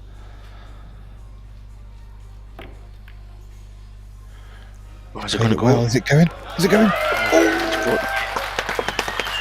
Crazy. Oh, that's great. That's great to see. Just puts extra pressure on Carl for sure as well. Oh, it doesn't get much to get us. It takes quite a bit to get us standing up in the commentating booth, but that one got me up. Oh, and he's moved the 9 a bit. What more pressure? Oh, the shrug of the shoulders from Carl. This to go 7 apiece, and it would be a quick fire race to 2. And to keep Team Estonia in contention, Carl Naderberg has brought it back from 5-0 with heart, blood and sweat. He's back to 7-7 and a little wry smile at his fans and friends. I'm really enjoying this, Graham. We have been treated all day. I can't think of one match that hasn't been exciting today. This is brilliant. Yeah, there's been lots of drama today for sure. And I think it will only continue as the days go on. More pressure, more things at stake. And yeah, this is becoming a really, really important match now, especially with Peter on the hill looking to maybe get over the line against Mark Maggi. All the pressure will come on this match, and talk about matches being poised 1-1, and then this would be 7-7, race to 9. So this is a huge break. I mean, imagine Carl gets on the hill here from his own break. Would be incredible. Well, I have no fingernails left. Ooh, is he going to see the 1? I think he is. He definitely is. And it's not a bad position, because look, if you look where the 3 ball is, he would love to put a bit of a stroke on this just to let his arm go. Yeah. And he can draw this and come off a few reels. Probably 3 reels. Yeah, 2, 3 or 4. It's a big shot this. 4 ball is back up the table, so if you can get the cue ball somewhere down table, give him a chance on this 3 ball. Big shot this. Lots of pressure. Stay down on the shot. There's a cue ball going. Ooh. Oh. Roman can't believe it, I bet you. Apologies. Yeah, I was just going to say thanks, cameraman, just to show us how he's feeling. Oh, he's wounded. He's spitting feathers, and you talked about an angle on the 3. I don't think he could have asked for anything better. Yeah, he can just drop this in, I think. He's played this very well. I tell you what, Gethin, if he can run these balls out, this crowd's going to go absolutely crazy. I can't promise you that I won't.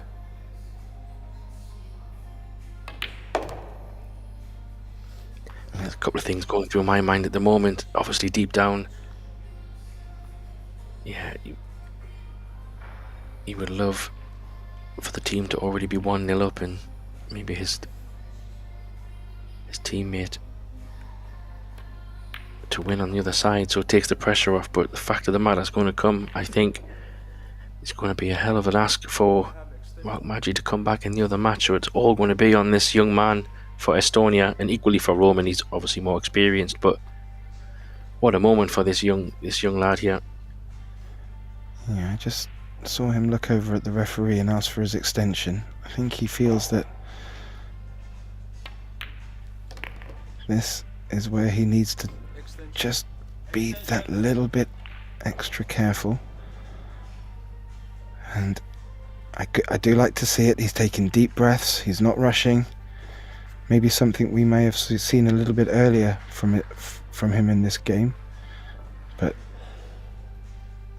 he's worked his way back in.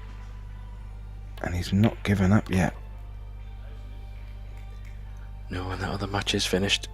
It was won by the Czech Republic. That's why it was very silent. There wasn't much shouting going on in the arena, so it's 1-1. So that puts even more pressure now on this young man, and I tell you what, he's going to be getting on the hill in 2 balls time, and this crowd's going to go crazy.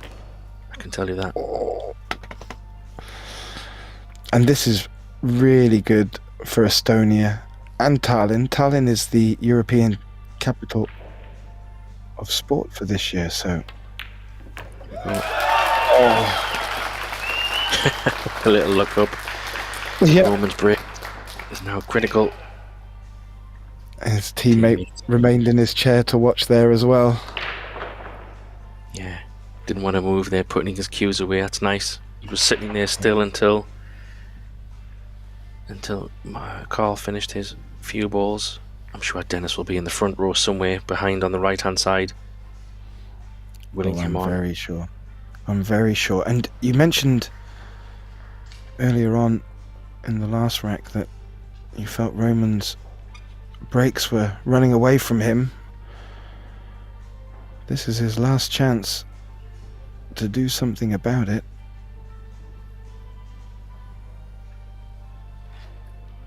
And he needs to. I think Roman's a little bit shell-shocked. I don't really think he can understand what's happened here from being 5-0 up. Oh, what a break. Where's the cue ball going though? This is coming from back to this. Oh, and look at these balls disappearing. He can't believe what's happened. Neither can we, to be honest. 5-0 up, everything cruising. All of a sudden the wheels have just came off. And out of nowhere, Carl has started to play some really good pool. He's had a little bit of form here and there, but I have to give him credit. He's potted the pressure balls towards the end here. Few ball in hands, but he's taken advantage. What a moment. Yeah, and you feel if he can navigate the 3 to the 5, it starts to look a little bit elementary. Yeah, he's going to hit this extra thin here, try and avoid the 5. Yeah, needs it to run a little bit. Good. It's nice. Yep. One good shot here. He would love to land ball in hand on this 6-ball Gethin. Just pretty straight would be ideal. Come back for the 7.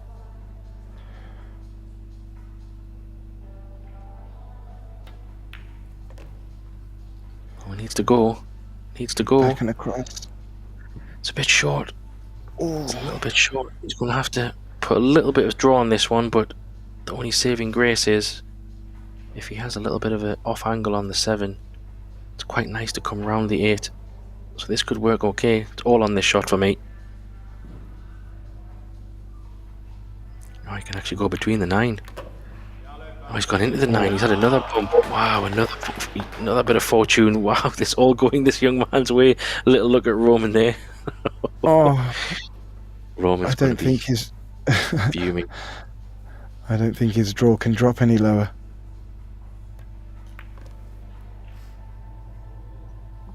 And this is a beautiful angle to bring it over for the 9, and Roman looking away in dismay. Oh, Graham. He's had a lot of bumps and runs go his way a little bit, but what can you say? Wow, what a scene. Oh, I'm very happy for the young man. That was a fantastic match to commentate on, Gethin. Oh, an absolute beauty, Graham. An absolute beauty. Last match of the day as well. Yeah, so there you go. Congratulations, what a game it was. Congratulations to Estonia.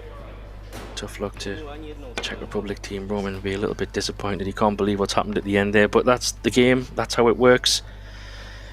So we'll be back tomorrow, 10 in the morning, for some more team matches from the women's side. Along with tomorrow afternoon, we have 8-ball quarterfinals, semi-finals, and the final.